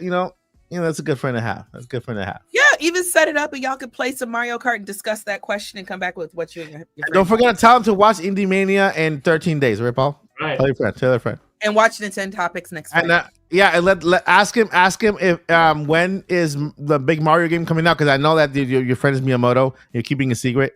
So Miyamoto wasn't able to secure one, so I'm gonna drop it. That's the story that Paul is sticking to, y'all. We're supposed to believe it. Yeah, that's hilarious. See you all. All right, follow me if you would like. I appreciate it, but you don't have to because I'm always here every Friday, and this is good enough. But if you want, on YouTube, I'm at Polygale Network, and on X, I'm at Polygale Network. On X, I am actually 2 followers away from hitting 4,000. Kind of cool. So maybe tonight someone will be the 4,000th person. Two followers. Come on, 2 X followers. Don't follow. Wait, do I follow Paul? I don't think I do. Now no one's going to do it because no one wants to be $39.99. We're like, no. People might shout you out. People will unfollow so that someone else could follow, so they can be the 4,000. That's hilarious. All right, bye, everybody. All right, Paul. Drive safely. Don't talk to strangers. Okay. Bye. Bye. And then there were 3. All right, so this is a good segue to go to our last topic before we head into our Q&A. And the last topic is where Joyce can take care of that one. It's the little note thingy there. Yay, notes. Nuts. And if anybody knows by now, I have If you reading out don't know- loud. I got that song in my head. If you don't know, You will never ever. Oh, I'm sorry. We stop. We're not going to stop. I thought we were having a oh, the duet. Let me go ahead and set the crew. There we go. There we go. Got This is our Zelda. backup crew. Yeah, there's a backup crew. Zelda's here. We got a side duck is stressed out because he's trying to get a Nintendo Switch 2, but he couldn't make it in time. And this guy's here to again, he's just here to collect rent. Rent money. Mr. Tom Nook. All right. Always. All right, Jesse, go ahead. Real quick, y'all. Switch to story. So I panic bought 2 Switch 2s. Mm-hmm. My one from Nintendo ended up coming the exact same day, and I was like, "Oh, okay." My Walmart one, I was going to take it back, and I said, "Before I do, let me see if anybody wants it." I couldn't find anybody who wanted it, and I was like, "Okay, I'm gonna go back, get my money back." I even asked Mike, do you know anybody who has an extra Switch 2? Take it back, get my money back. Credit card's just about paid off. I'm excited. I get to work today. We have our huge team huddle. And I'm like, yeah, just got, been playing some Mario Kart World and blah, blah, blah. 5 different women on my team. I've heard that game was good. I need to get a Switch. Oh, yeah, I should have got this. I should get a Switch too as well. And I was like, bruh, 3 of y'all live here. I would have driven over to your house and just given it to you and, just pay me just for what I paid. I wasn't even going to include the taxes and anything. Somebody just give me $500 Mario Kart bundle. That's it. And I'm like, I gotta get. Now y'all tell me. I've only been talking about this system and the fact that I'm a gamer. How long have I been with my team, my current team? 2 or 3 years. And nobody. Just saying, it could have been in the hands of another gamer. Shade. I like my feelings were like so hurt. I'm like, now I know y'all don't listen to me. Now buy your own, okay? Now I can't give it to you. I can't make a deal with you. Nothing. Just go buy it on your own. It's on shelves. Side is reacting to what you're saying. He's like, what? And Zella's just I'm so sorry, sweetheart. I would have given you one. Okay. Yeah. Anyway. Zella's just calm there, and then Tom Nook doesn't want to because he wants to hold on to his money. He's good. Tom's just sitting here. He's just like, where my money? Where my money? And that's it. All right, y'all. Let's go over a couple things here. As soon as I can let me find my spot. So we're going to talk about a little system review on the Switch 2. I think it's kind of obvious that we love it, but let's go into just a couple details. Let's see. I mean, not everything I want to say is positive, so. True. We know the specs, right? It's a 7.9 inch screen. It comes out at 1080p. It is an LCD screen. It only comes with 256 gigabytes of storage. Yeah, okay. 4K TV output for games that support it, as well as 120 FPS for games that support it. And we do have improved Joy-Cons, and they're very improved. Some of the standout features, of course, are game chat for seamless multiplayer communication, camera play for custom driver faces, and smooth backwards compatibility, which is very, very true. In fact, a lot of games so far, I don't even know if they're listing them all, but a lot of games so far are getting some crazy updates that were only on Switch 1 before. The performance, it handles, all the demanding games, your Cyberpunks, your Street Fighter 6. There's no OLED, which is kind of, a criticism from some, and the higher price and limited first party launch lineup. There were some stock issues because I know retailers were kind of struggling to keep up with demand, but it seems like some of that has kind of calmed down because it looks like a lot of places are restocking. And then of course, the opinion that really matters is the consumer. Fans love all the power and the design, but they are vocal about the price, and I think that part is fair for the most part. I love when Mike gives me these topics because he knows I'll get on my soapbox and he knows I'll be shady if need be. In fact, where's my fan? Okay, I don't know where my shade fan is, but y'all know I have it. So here's the thing. I understand the criticism. I've preached on here, I don't know how many times, vote with your wallet. It doesn't matter the reason why. If you want one and you can't get one today, that's okay. Get it when you can. If you don't want one for whatever reason, don't get one. If you do want one, go get one. That's the end of that. In normal world, that is the end of the conversation. I agree. Unfortunately, we live in bizarro world. Okay, we are in the timeline of we're all still debating if Fruit of the Loom had a cornucopia in it. Okay, we're still in that mode. And before I get on that soapbox, real quick pause. Thank you so much, Cryptic, for your $9.99 super chat. Don't like drama, but I find it odd that Nintopics hosts have more hours in the world than Josh. In fact, he has more hours in Panty Party, his favorite game, and I nominate other hosts as better card players. Wow. This is shade, by the way. He's being funny because Yeah, he's being shade. Josh was talking about his friend Cryptic earlier. Yeah. Well, Josh is our Mario Kart expert and, for all intents and purposes, our cousin. So I'm more of a Splatoon girly. So I'm going to defend Josh and thank you. I'm not. I agree with you.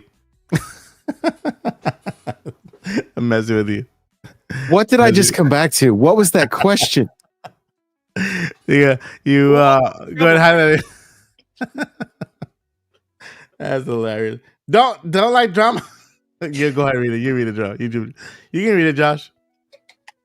From Cryptic, whom I was nice to earlier and mentioned his the way to play Mario Kart World. Here we go. It says, I don't like drama, but I find it odd that the Nintopics hosts have more hours in World than Josh. In fact, he has more hours in Panty Party, his favorite game.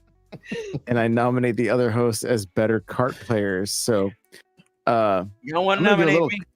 What kind of game is that? Panty Party. Is that a good one? Don't ask those kind of questions. That's for Odyssey After Dark. Oh, okay, yeah. So here's the deal. I have an account on my Switch, and so I have N64 Josh, and then I have N64 Troll. And N64 Troll is from Nady Nay, who's in the chat. And it's loaded up with like shovelware games, including Panty Party. And Panty Party, you literally play as a pair of panties, and you get different guns. And it is a third-person shooter. Oh, it's third person. Okay, wait a minute. Third person, you see the undies, and you just shoot other undies, and you have special. You can throw boomerangs, and yeah. It is. So if you're a Victoria's Secret girly, I could totally take out like the JCPenney girly. Yeah. I appreciate that. That sounds like a game that's made for being shady. I'm just like thinking about the creation process for that game. Like who thought like like when they were designing the game and like sketching on the notepad, or even the pitch meeting for that game. I'm like, yeah. So look. Y'all know like Fortnite and PUBG. What if we and like Splatoon that's third party? Okay, y'all stay with me in the pitch meeting. What if we do all that but use draws? I just really want to know, like, was that like the meeting? That's a good idea. We're gonna get boxers. I'm gonna follow Nady Nay's super chat here. It's a good idea. Good idea. Can we get a show all about the games Josh has on his Switch? Yeah, but that's for Odyssey After Dark. If we're gonna put Josh on the spot, we have to all like show our Switch like libraries, the entire list. Wait, the Switch library or the one or the Steam account that I secretly have on my PC? You want to talk about some inappropriate games?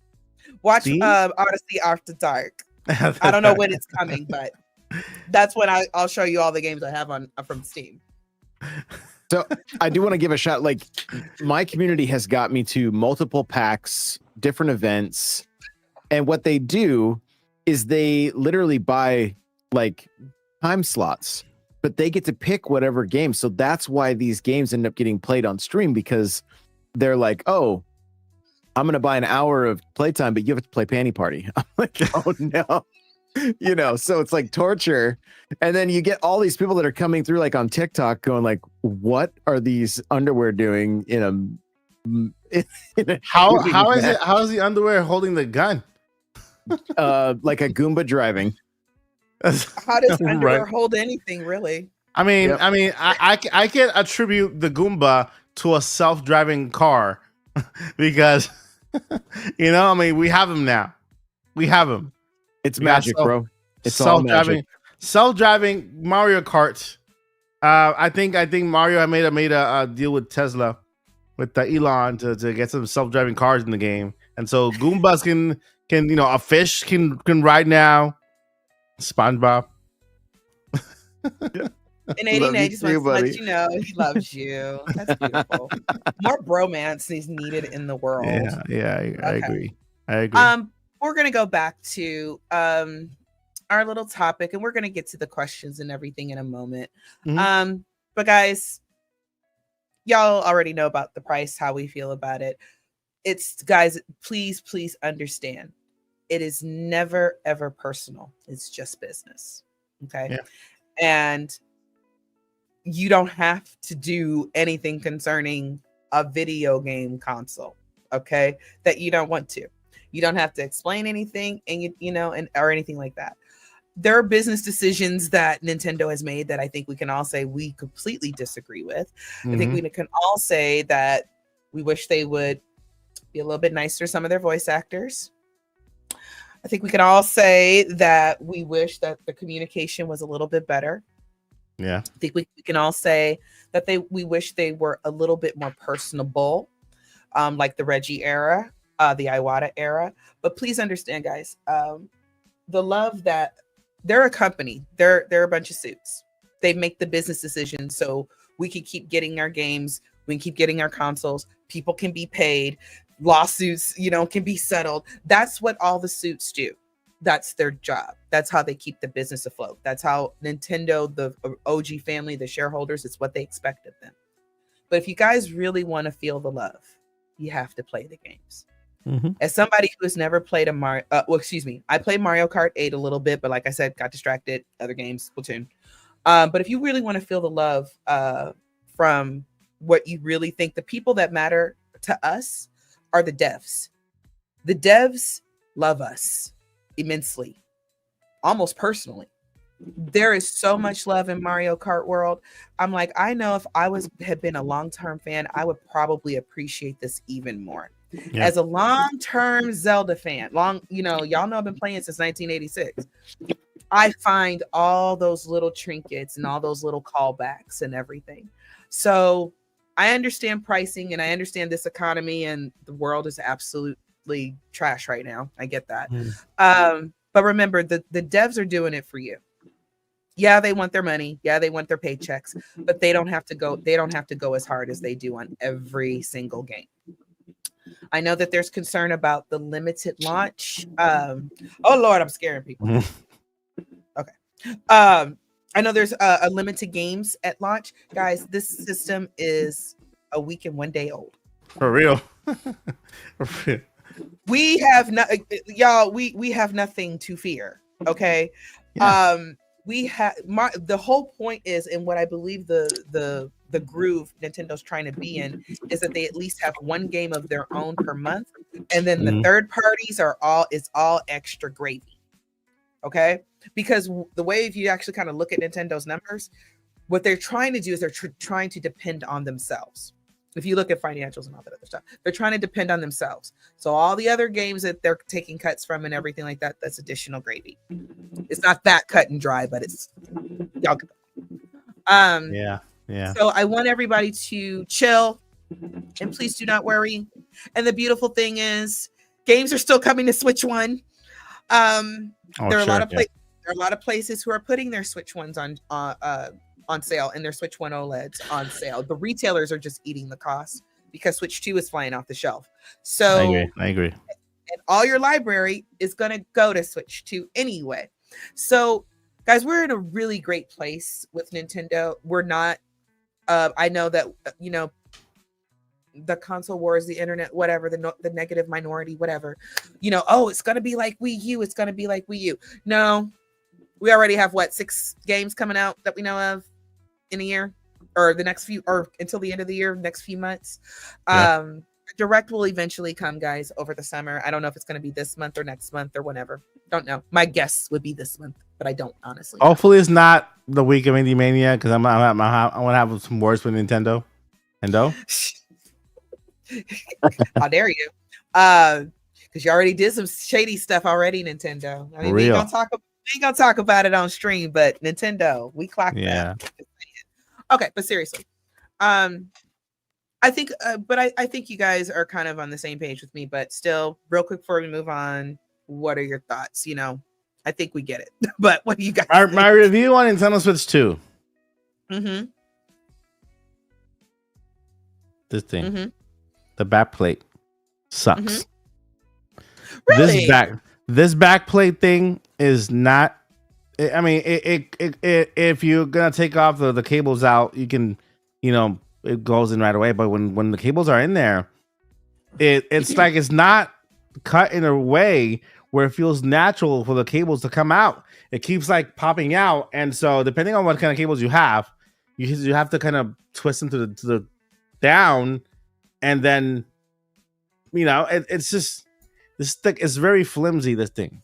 And so that, to me, I'm like, the dock looks beautiful. I love it, and I like the fan part thingy. By the way, check it out if you guys don't know yet. These have been sung like crazy on Etsy. I have face plates. Take a look at that. It's a face plate, and it has like a little vent thingy here. You guys can the little vent, so you add an extra little layer. Plus, I add like a gold emblem of Zelda here and everything.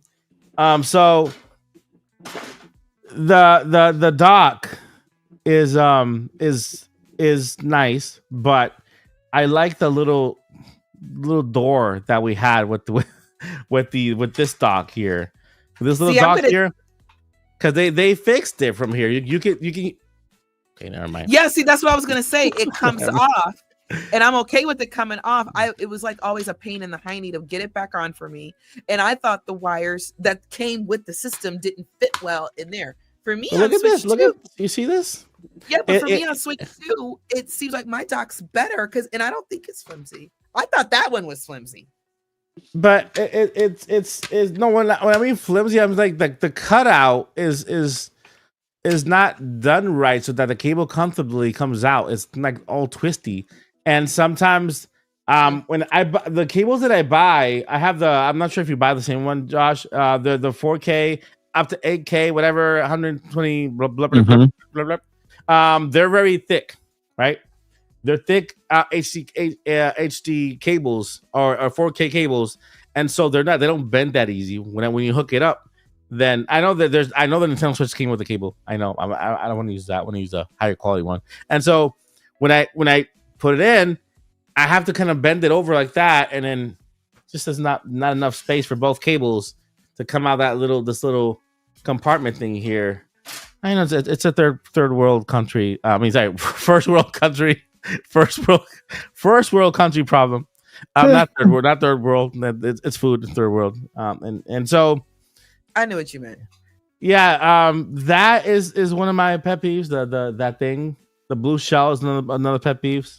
I think it shouldn't exist. What else? Somebody eating mint chocolate chip ice cream next to me while I play Switch is another pet peeve. I do not want that to exist either. Anybody eating pepperoni pizza with pineapple next to me? Not with the pineapple. Mm-mm. No. Next to me, while playing Switch, when I'm just dragging, and trying to get on that wall that I can't climb on Mario Kart World. When I'm trying to do that, having people eat pineapple pizza next to me is just it's an insult. And then they always want to touch your. And then they always want to touch your electronics. They always want to touch your Switch after that. Yeah, I got a problem with that too. Like, not okay. It's like a slap to my face. And exactly. And so And I think that's all the complaints I have about Switch 2. Everything else I love I love Switch 2. I gotta say it. I love Switch 2. I have a problem with the fact that my Switch 2 doesn't hold all my fans. Apparently it had this charging issue thing, but mine didn't have it. I still did the battery walkthrough or whatever. I did it just in case because you never know.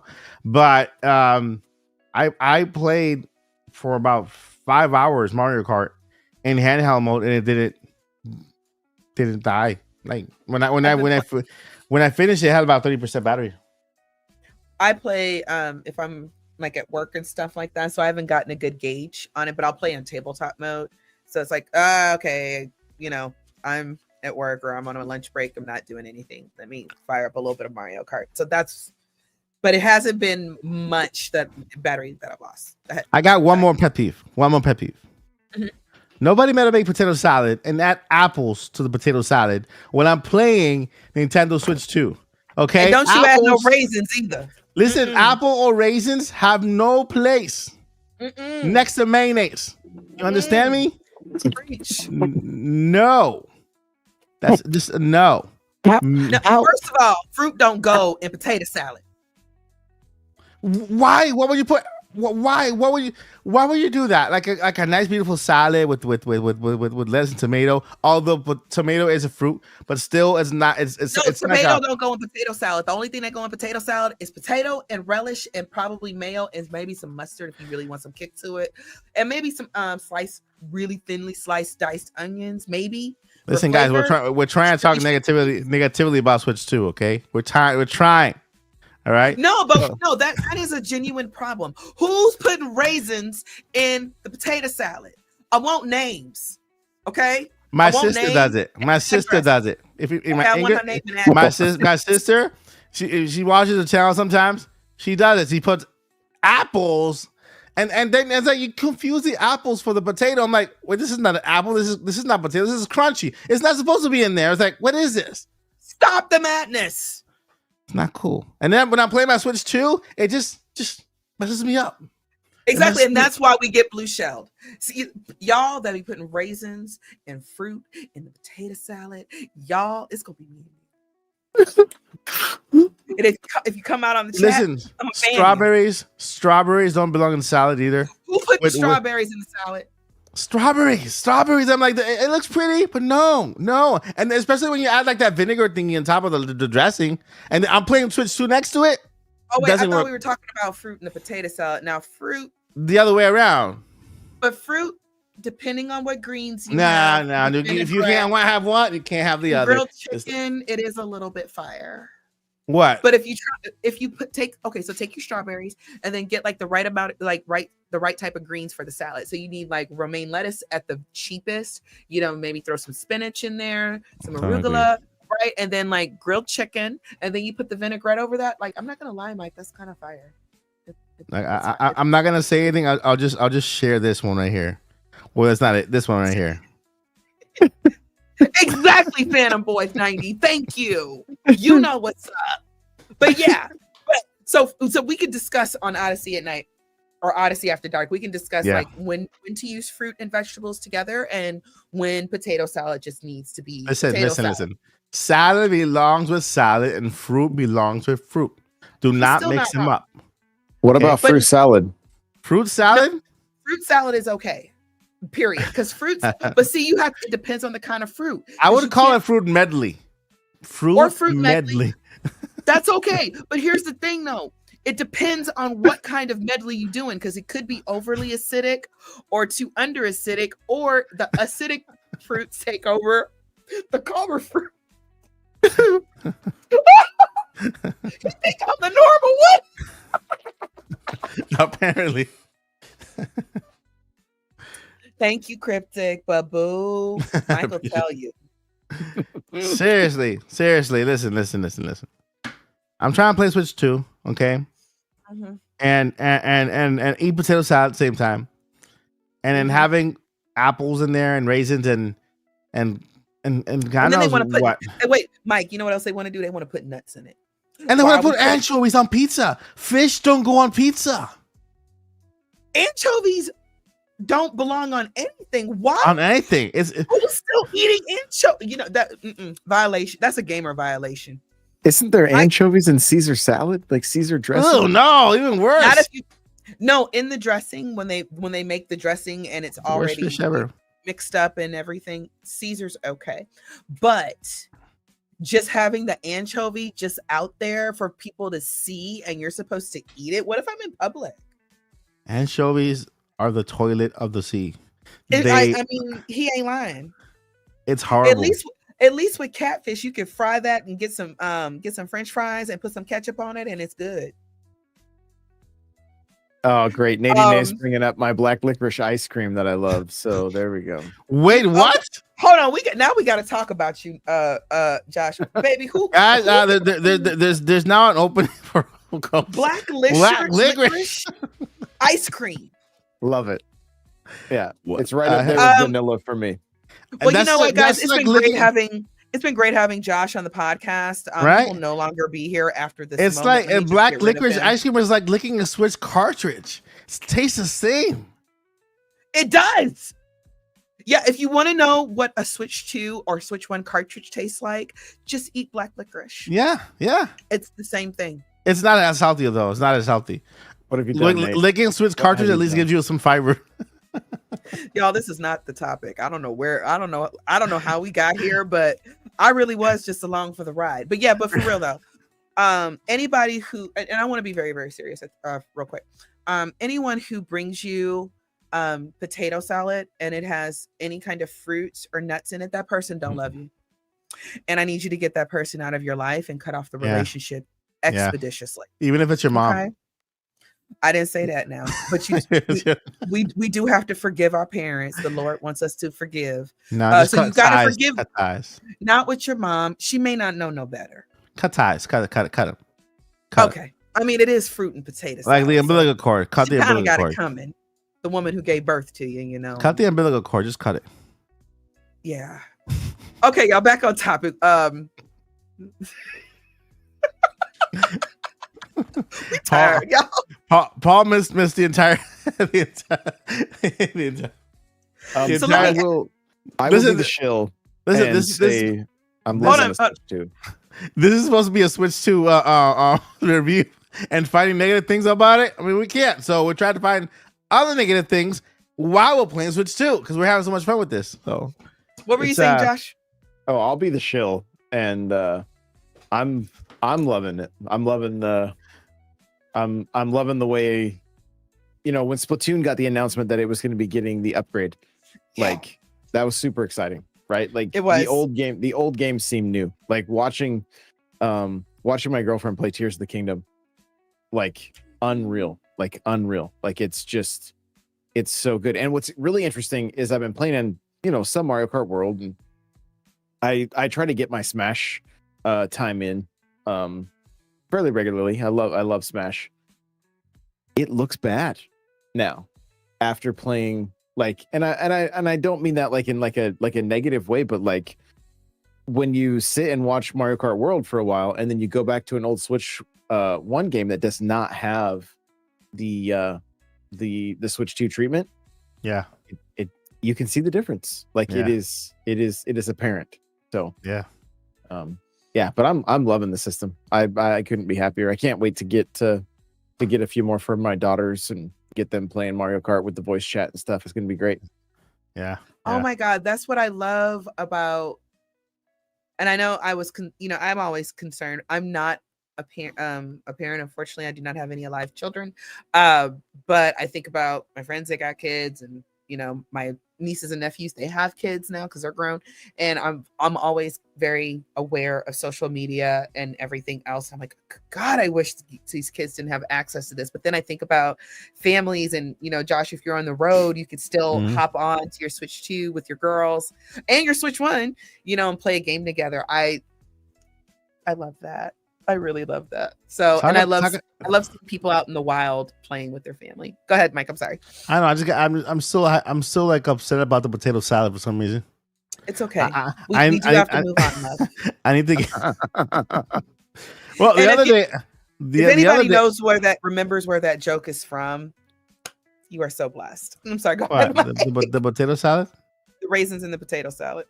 Yeah. You remember where that? It's an old joke, but you Yeah. probably remember it. If I tell you exactly where it's from when we're done, you'll be like, that's where we got that from. You'll remember. Yeah. So first impression about this little baby here. I love it. Love it. Yeah. I'm telling your wife, Mike. Yeah, she approves. She approves. This is slipping more. This is getting on a slippery slope. Let me shut up. All right, so we have one question in the Q&A, so that's actually a good. Wait, we had one more question for the podcast, though. We did? Yeah, we did. Okay. If you could slap a Nintendo themed skin on your Switch 2, which game or character would you choose and why? Y'all already know my answer, so y'all go ahead. Wow. Go ahead, Josh. You go first.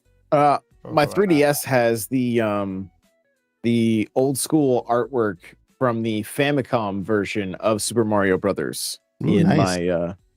My that's the theme I use. So mine would either be depending on like what was available. Mario Kart would be choice number 1, and then Nice. 2 would be something Super Mario Brothers related. Nice. So, I would add one of these because these look great, and I actually did have one of these. They're Zelda, the little crest thingy, and they're on my Etsy shop. She plugged because like you can, and so yeah, I did these thinking about Joycey with her Zelda thing. This one looks like it could be the beginning of the shield, but I gotta make this in red and then add like more stuff to it, and then have Do the like whole family crest. yeah, Highland crest. Mhm. yeah. So yeah, I would do that. I would do that. Real quick, not to get back on this because I know it greatly offends Mike and I, but Blue Moon made a good point. The Mhm. worst is corn and chili.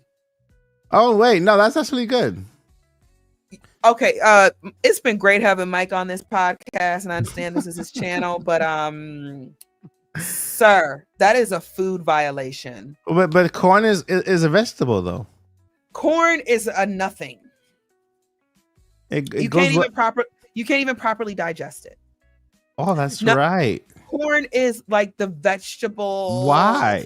The fake vegetable because you put butter on it and it tastes better, and it makes all your other veggies taste better. It doesn't really give you what you need, like actual potatoes or actual vegetables. Ooh, the Triforce. Right? Corn has no nutritional value. It doesn't. Well, it tastes so good with a lot of butter and stuff. And so yeah, it's kind of like what to call it, iceberg lettuce. Yeah, iceberg lettuce is basically crunchy water. Yeah, but the thing is that iceberg lettuce tastes like nothing. Corn tastes good, especially if you wrap it up in aluminum foil, but you put butter and a little bit of garlic in aluminum foil, and then you wrap it up and you put it in the grill for a little bit. Oh yeah, now that's fire. Like, yeah, we ain't knocking that. Yeah. We're just saying that's what Corn. you eat that's what you eat at Six Flags or at the carnival. You don't sit down to a home cooked meal that you've made for yourself and just get corn. And especially in the South, the last thing you do is get some perfectly good chili and put some corn in it. Wait, why? No, you can make cornbread on the side. You can't have corn on the side. As long as you don't put it in the chili, then I won't judge you. It's gonna go in the same way and out the same way anyway. Yeah, but it won't digest the same way. You can recycle it. Hush, Mike. Let's go get to our Q&A. And we thank y'all for just putting up with us on Friday nights. Y'all, we work hard and we are just very, very tired. It's Friday, guys. It's Friday. It's Friday. It's Friday. If you smiled at least once during this podcast, then job accomplished. That's what we're trying to do, make you smile. Because I know for a lot of us, maybe the week has not been that great, but guess what? That's what we're here at the end of the week to make it better and to end your weekend on a high note so that you can start your weekend on the good foot, right? On the good foot. I didn't mark all the Q&A questions like I was supposed to. Uh-huh. So y'all forgive me. So I'm gonna just kind of roll through these real quick, and we're gonna highlight them. So yeah, we need to do Odyssey After Dark. We could do that as a Twitch live stream, like every blue moon, and just see who shows up. I'm gonna do that for members. I'm gonna do Twitch after Dark for members because it's a paid extra. Oh my god, Mike! What we'll do is we'll play Mario Kart like really late at night, and all and members can join. And Joycey gives Shady life advice. There you go. Okay, yeah, I got a plan. We'll work on that. And then Josh will be there, of course, because he'll just be there to laugh at us. And that's okay. Tater Salad, I feel, is a bit offended, but understand, Tater Salad, we are totally talking up for you. We are in your corner. Okay. Even your name is well made. Taters belong in salads. You know, so it's good. I approve of that message. I do too as well. Rico Lee, I'm gonna read.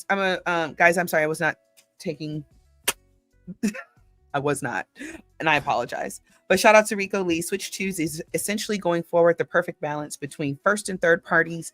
And once everyone gets into the groove, we'll all have great games to play. Give Switch 2 some time. Amen, brother. Yeah, I agree. And I think that 3.5 million in 4 days doesn't lie at all, you know. And so, I mean, not to throw shit at PlayStation. I love PlayStation, but they try to do a system and call it PlayStation Xbox on the go, right? And so now everybody wants to get into Nintendo's kind of territory, but Nintendo has something that nobody else has.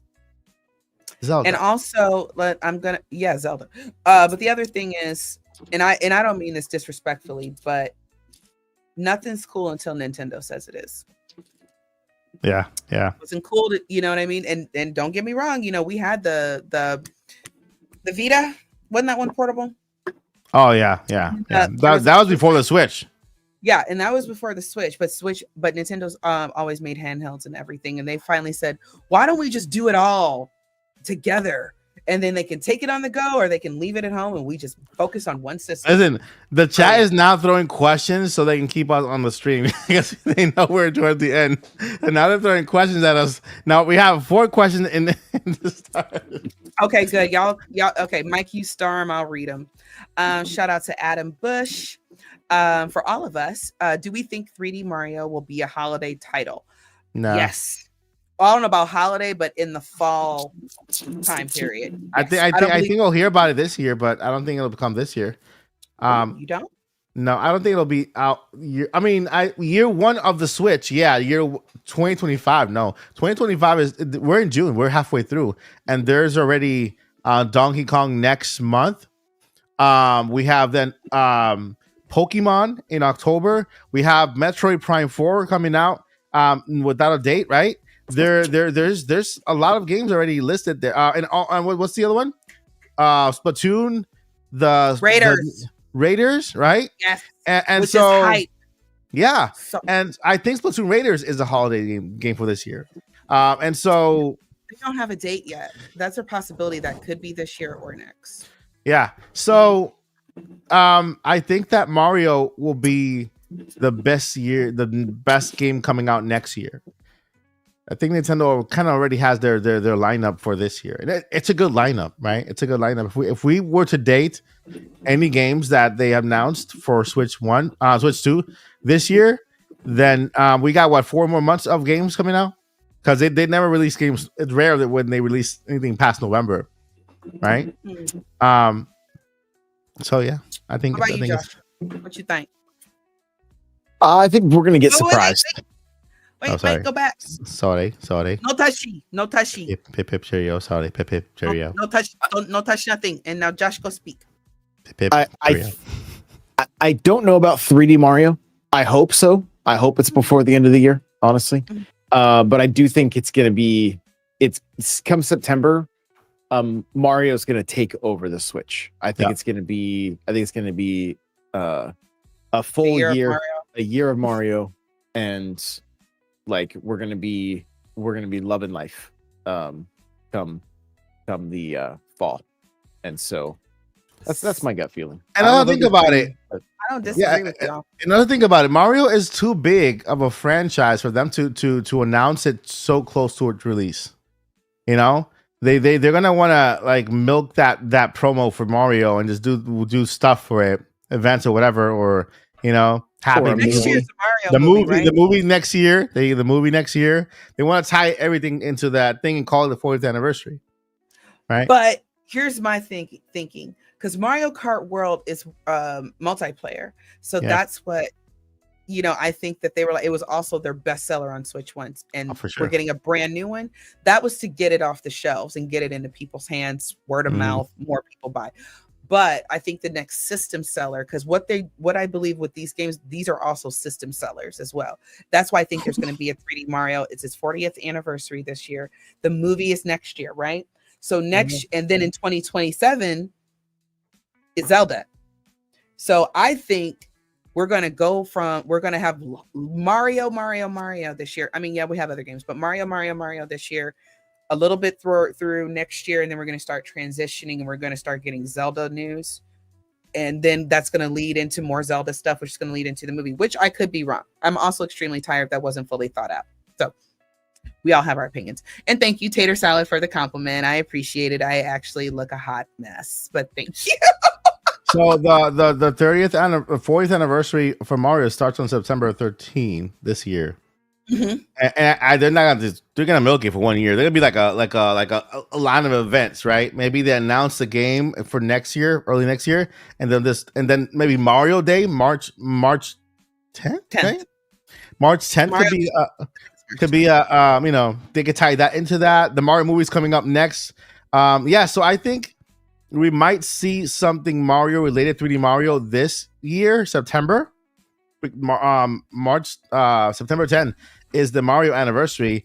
Nintendo normally has a direct in September, right? So it's perfect timing for them to kickstart the Mario anniversary with that big trailer for 2025, since we're technically towards the end of the year already.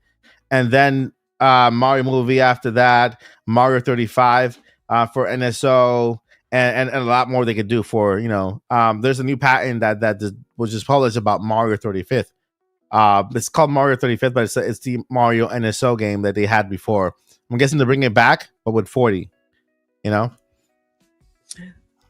We all have a really good argument for it. Yeah. I agree. Red Dragon 72 had me cracking up. We were talking about food. He's like, no more ho-hos in the vending machine. We want ding dongs. We want ding dongs. Are those chocolate thingy with the filling, with the vanilla filling? See, I thought those were ho-hos. Are they? I don't know. I gotta look it up. The chocolate snack cake, like the Little Debbie chocolate snack cake, and where you literally can just flip the icing off the cupcake. You know how you usually have to lick the icing off? No, you can just literally flip it off. Really? Yeah. Interesting. Yeah, if you're gonna get snack cakes or anything like that, I would not trust those. Just go to your local bakery and stuff your face with something fresh. I want some now. No, we don't.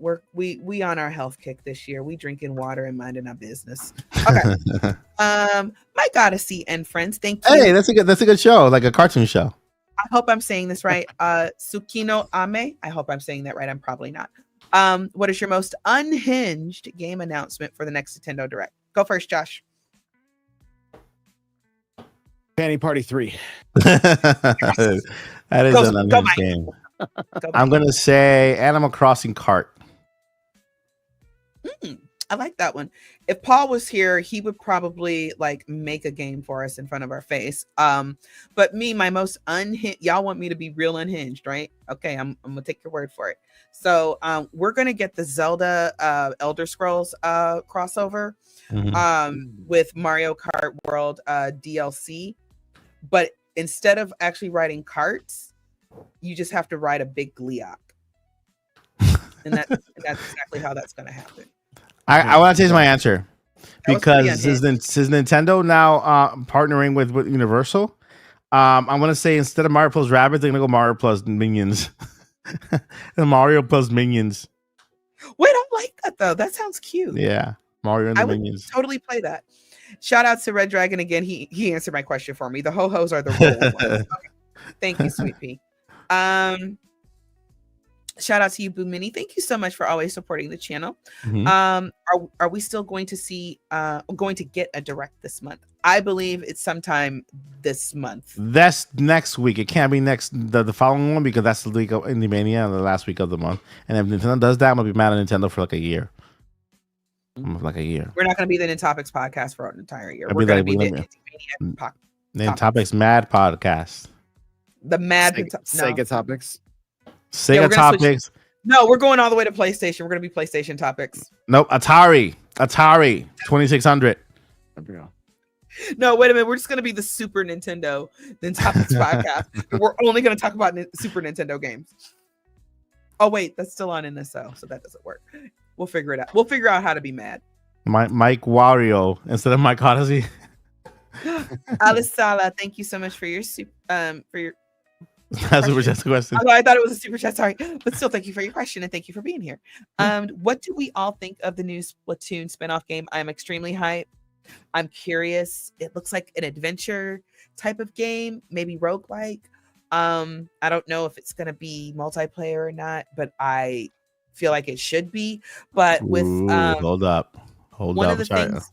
Oh, Kaliko. Okay, yeah. Okay, he went back. But seriously, when it comes to the spinoff, that's one of the things I kind of like about Nintendo having these strong, big IPs because they can. Wow. Okay. I took the rollers out like right before we started. They can do these kind of experimental things on the side. That's kind of why I really liked Echoes of Wisdom, because it was kind of an experimental game in a sense, because they wanted to see how well Zelda could do by herself, which I think will lead to better things. So I will say with the Splatoon spinoff, it might be 10 to 15, 20. It's Nintendo. I'll say a good 25, 30 hour game. And if it is, that's okay. Because then that means it's kind of a test game. So very last comment from our friend Game Over Jesse. Hello, my love. I heard a rumor that Josh was the worst Mario Kart player ever. I don't know. If you know. Wow. It's not a rumor. Word travels fast. The shade. We're not supposed to shade each other. No, but isn't that what the other our other friend said? I'm just saying that. I'm talking about his word, not mine. I don't know. When Josh was playing last week, he was like totally locked in. Yeah, he was dominating. I think he knows what he's doing. Josh, I'm gonna need you to send me like your tips and tricks list. We'll talk about it. Odyssey After Dark. We'll talk about it. And we need to have Game Over Jesse in the podcast. Yes, Game Over Jesse. So send me a DM. Send me a DM.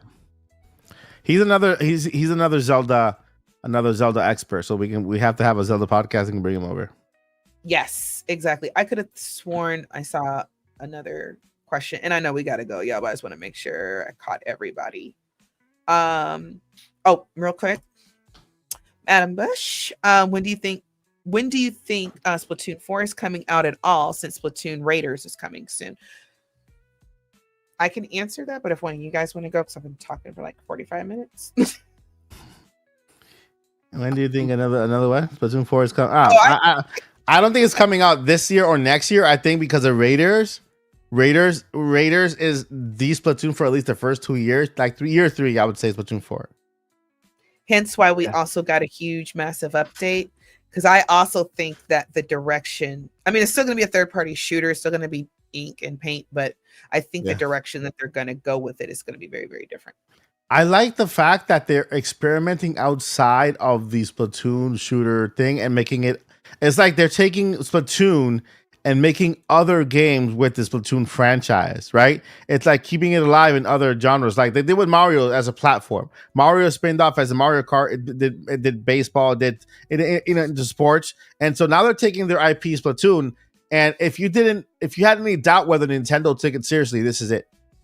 Splatoon, they're taking it seriously and saying, you know what, this is a brand that we can expand upon. Splatoon is the main game, but now we can have Splatoon Raiders over here. Maybe Splatoon something else on the other side, right? And so that's a big deal. That's a big deal when Nintendo takes one of their franchises and they do a spin-off game from it, is because that franchise, they really keep it in high high regards, right? And it's a good thing, So congratulations to Splatoon fans all over the world. And also, y'all, Japan loves Splatoon. They love Mario Kart too, but they really love Splatoon. Yeah. So this is also to appease that audience who, and basically also kind of low key tell us, yeah, part 4 isn't coming out for a while, y'all. So hang tight. And I got one more question. Joey Pitts, thank you so much for your question. When do we get more GameCube NSO games? Are you already done with the 3 that's on there? Well, there's only a week in a day, baby. There's only 3. Go outside. Because Ocarina of Time by itself is at least 10 hours. Wait, Ocarina of Time is on there? On not Ocarina of Time, Wind Waker. Yeah. Wind Waker. 10 Wind Waker's longer. No, I was thinking it was Ocarina of Time. Ocarina of Time, if you just blow through it, it's about 10 hours.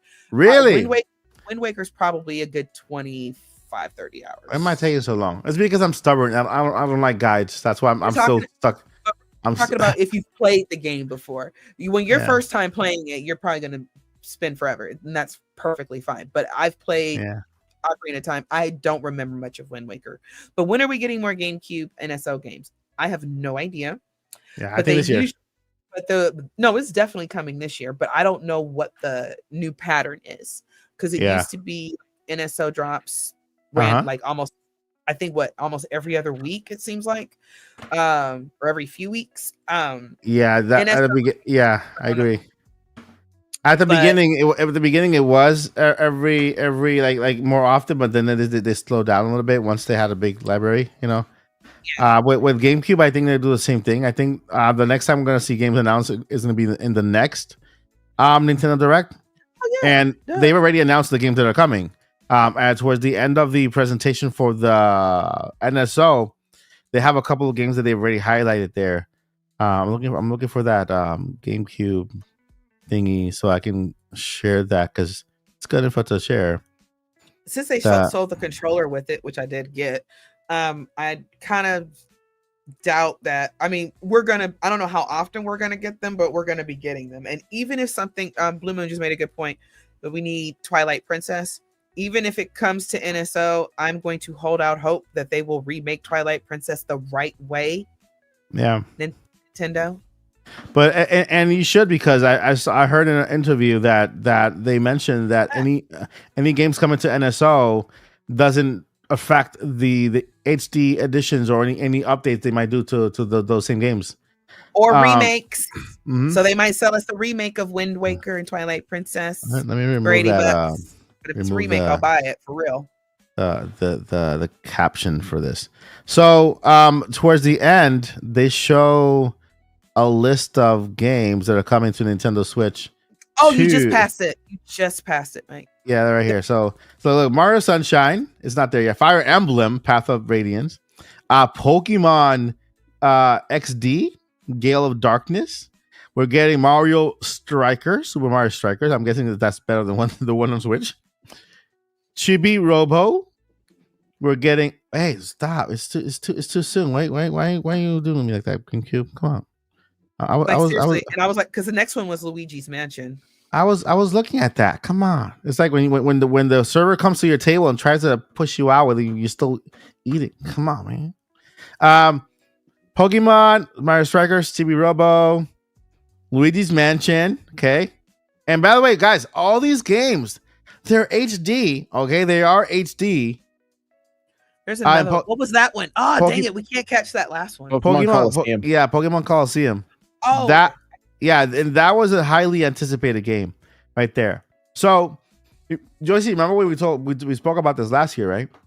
How we thought it was coming to Switch 1, I think. I'm sorry. I'm trying to read your mind again. Sorry. About Nintendo bringing Nintendo Switch GameCube games to Switch 2.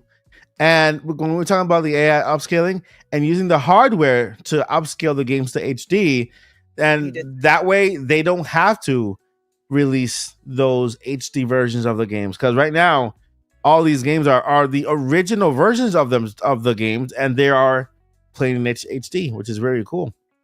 It's very interesting. I think I need to boot up Wind Waker on my TV, which does not. I don't think output 4K like I thought it did. Mhm. But I want to see what it looks like. Because when I went to the experience, it looked very like Link looked very copy pasty, like it's still Toon Link and he's still doing all the stuff he's supposed to do, but it's just like he's walking on top of it was very odd looking. You know what? He moved like he was like a paper character, like Paper Mario. Yeah. And it kind of had like those not as fluid of movement, but the background it was weird.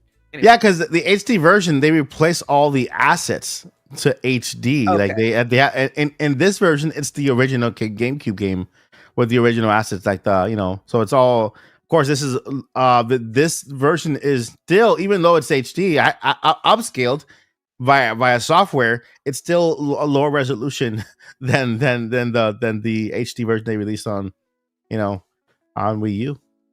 Nice. All right, we done. Yeah, we did. That's a good. That's a good way to end it. Ending it with upcoming games that we're all looking forward to. It's a good question, and thank you for that. And then at the end, we're gonna do with Boo Mini. Go ahead, Yoshi. We're fighting with I told you don't touch the comments no more. Don't touch the button. Right. All right. Thank you, Boo Mini. We love you, Sweet Pea. And then we got Game Over Jesse became a sponsor on the channel. Welcome. And thank you, Blue Mini, for that gifted membership. You are awesome. You never fail. That is not Blue Mini. I am so sorry. That is Blue Moon. Oh, Blue. Yep. Blue Moon, head moderator one of the head moderators on the channel. And right now, I think the longest member we have on the channel. Thank you, Blue. Thank you, Blue. What? I'm gonna punish myself by putting some raisins in my potato. They both start. Listen. It's so late that I just saw Blue, the Blue, and we have. I just Boo, assumed Blue. it was Boo Mini, and I saw Boo Mini say something, and I just assumed it was. And I'm like, wait a minute. Boo, Blue, Boo. It rhymes. I passed 3rd grade, guys. I can read. I promise. I appreciate you so much. Thank you so much, Blue, for the membership, and welcome to the Odyssey Game Over Jesse with all the perks and stuff in the stuff and stuff. We love you, Game Over Jesse. All right, you know what that means, right? Time to go to bed. It's time to introduce the All-Star cast for the. And then we can go to bed. Yeah, now we can go to bed. And so I'm gonna go ahead and start with Josh, because Josh is over there. Like he's like, poor Josh. I'm so sorry. I was talking for so long. Poor thing. All right, Josh, what do you got going on this week, and where can we find you? N64 Josh everywhere. Host the Nintendo Powercast, which is daily podcast live around. We've been doing Mario Kart around 6 p.m. Eastern. It just depends on my current job and how what time I start, but it's around 6 p.m. Eastern. And our game of the week this week is the OG Donkey Kong from NSO. We always do an NSO game of the week on Wednesday. So if you want to come share your thoughts, memories, and high score, come hang out with us on Wednesdays. So yeah, nice. Go follow N64 Josh for all the best Mario Kart content in the world every single day on his channel, and follow him on Twitter and on Insta. Are you on Insta? It's a horrible accent. I'm so sorry, guys. Farmers only, everywhere. Farmers only. Yeah, everywhere. Find it every Sunday at Farmers Market, but there's only little time. Is that a? I feel like that's a joke with referencing something. I don't know. I just follow. Farmers only name isn't on here right now. It was, but it's Long Rancher. Oh yeah, it's I'm sorry, I forgot to turn that thing on. But yeah, it said Farmers Market, Farmers only. Something about Jolly Ranchers. Not as interesting as my name on Steam. All right, and let's go over to Joycey J. I was gonna say how you doing, Joycey. I don't know. That's not part of the podcast. What you got going on, Joycey? Joycey need to go to bed, y'all. I start getting more and more unfiltered the older I get, and one day Mike is not going to allow me to even be on the podcast. Y'all can follow me on Twitter at DJ Joycey. I'll just keep the bleep automatic. It'll be in the future. It'll just be a section where I'm talking. He's just gonna have his go for it, Mike. And I thought you were gonna hit the button. I do. Wait, hold up. It's gonna be the. Okay.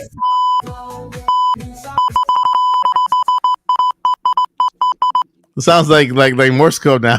At DJ Joycey the news on Twitter. broadcast. At DJ Joycey on Twitter, and I'm not on there a lot. And if I am, I'm probably yelling at somebody about something because console warriors annoy me. Yeah. Come get the smoke if you really want it, or if you have Zelda questions, or need any help in a Zelda game randomly in the middle of the day. Please feel free to reach out to me.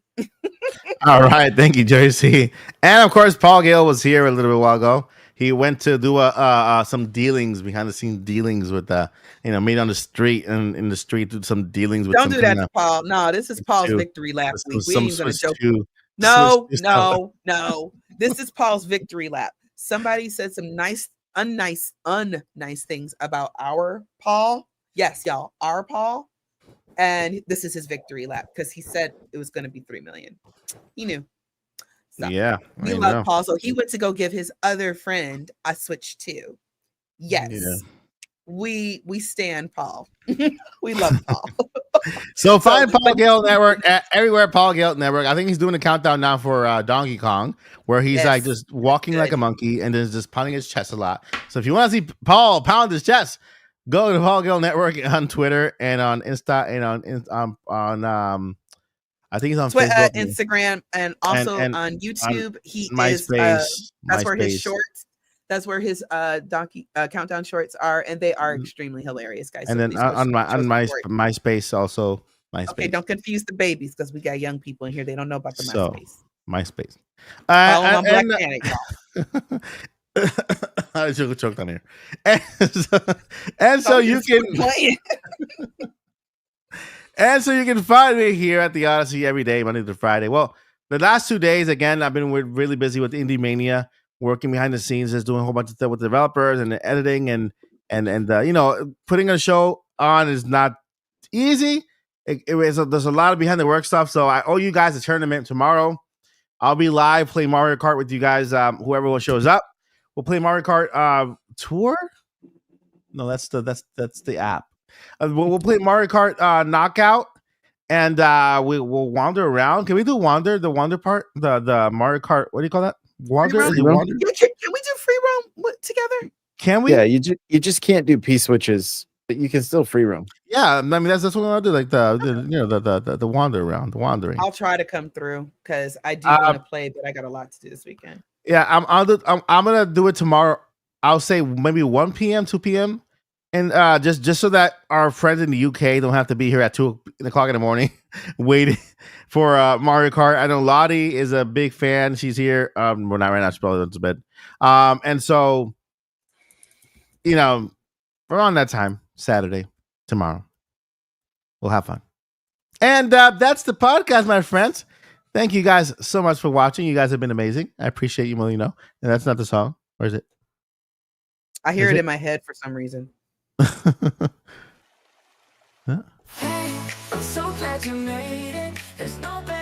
So thank you so much, guys, for spending time with us here while we babble. We will see you guys in the next one. Please don't forget to follow each one of the casts here. Show them you support your love. If they live stream, go hang out with them. Show them love as well. And we'll see you in the next adventure here at the Nintopics Podcast. Before we let you go, listen, don't go anywhere just yet. We got 2 very important things we gotta let you know. Two things. Just two. Uno, dos. 2 things. 1, don't do it. Don't give up. Don't do that because we need you.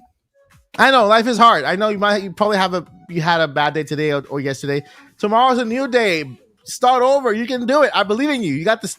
You got everything you need to be successful. It's okay. It's gonna be all right.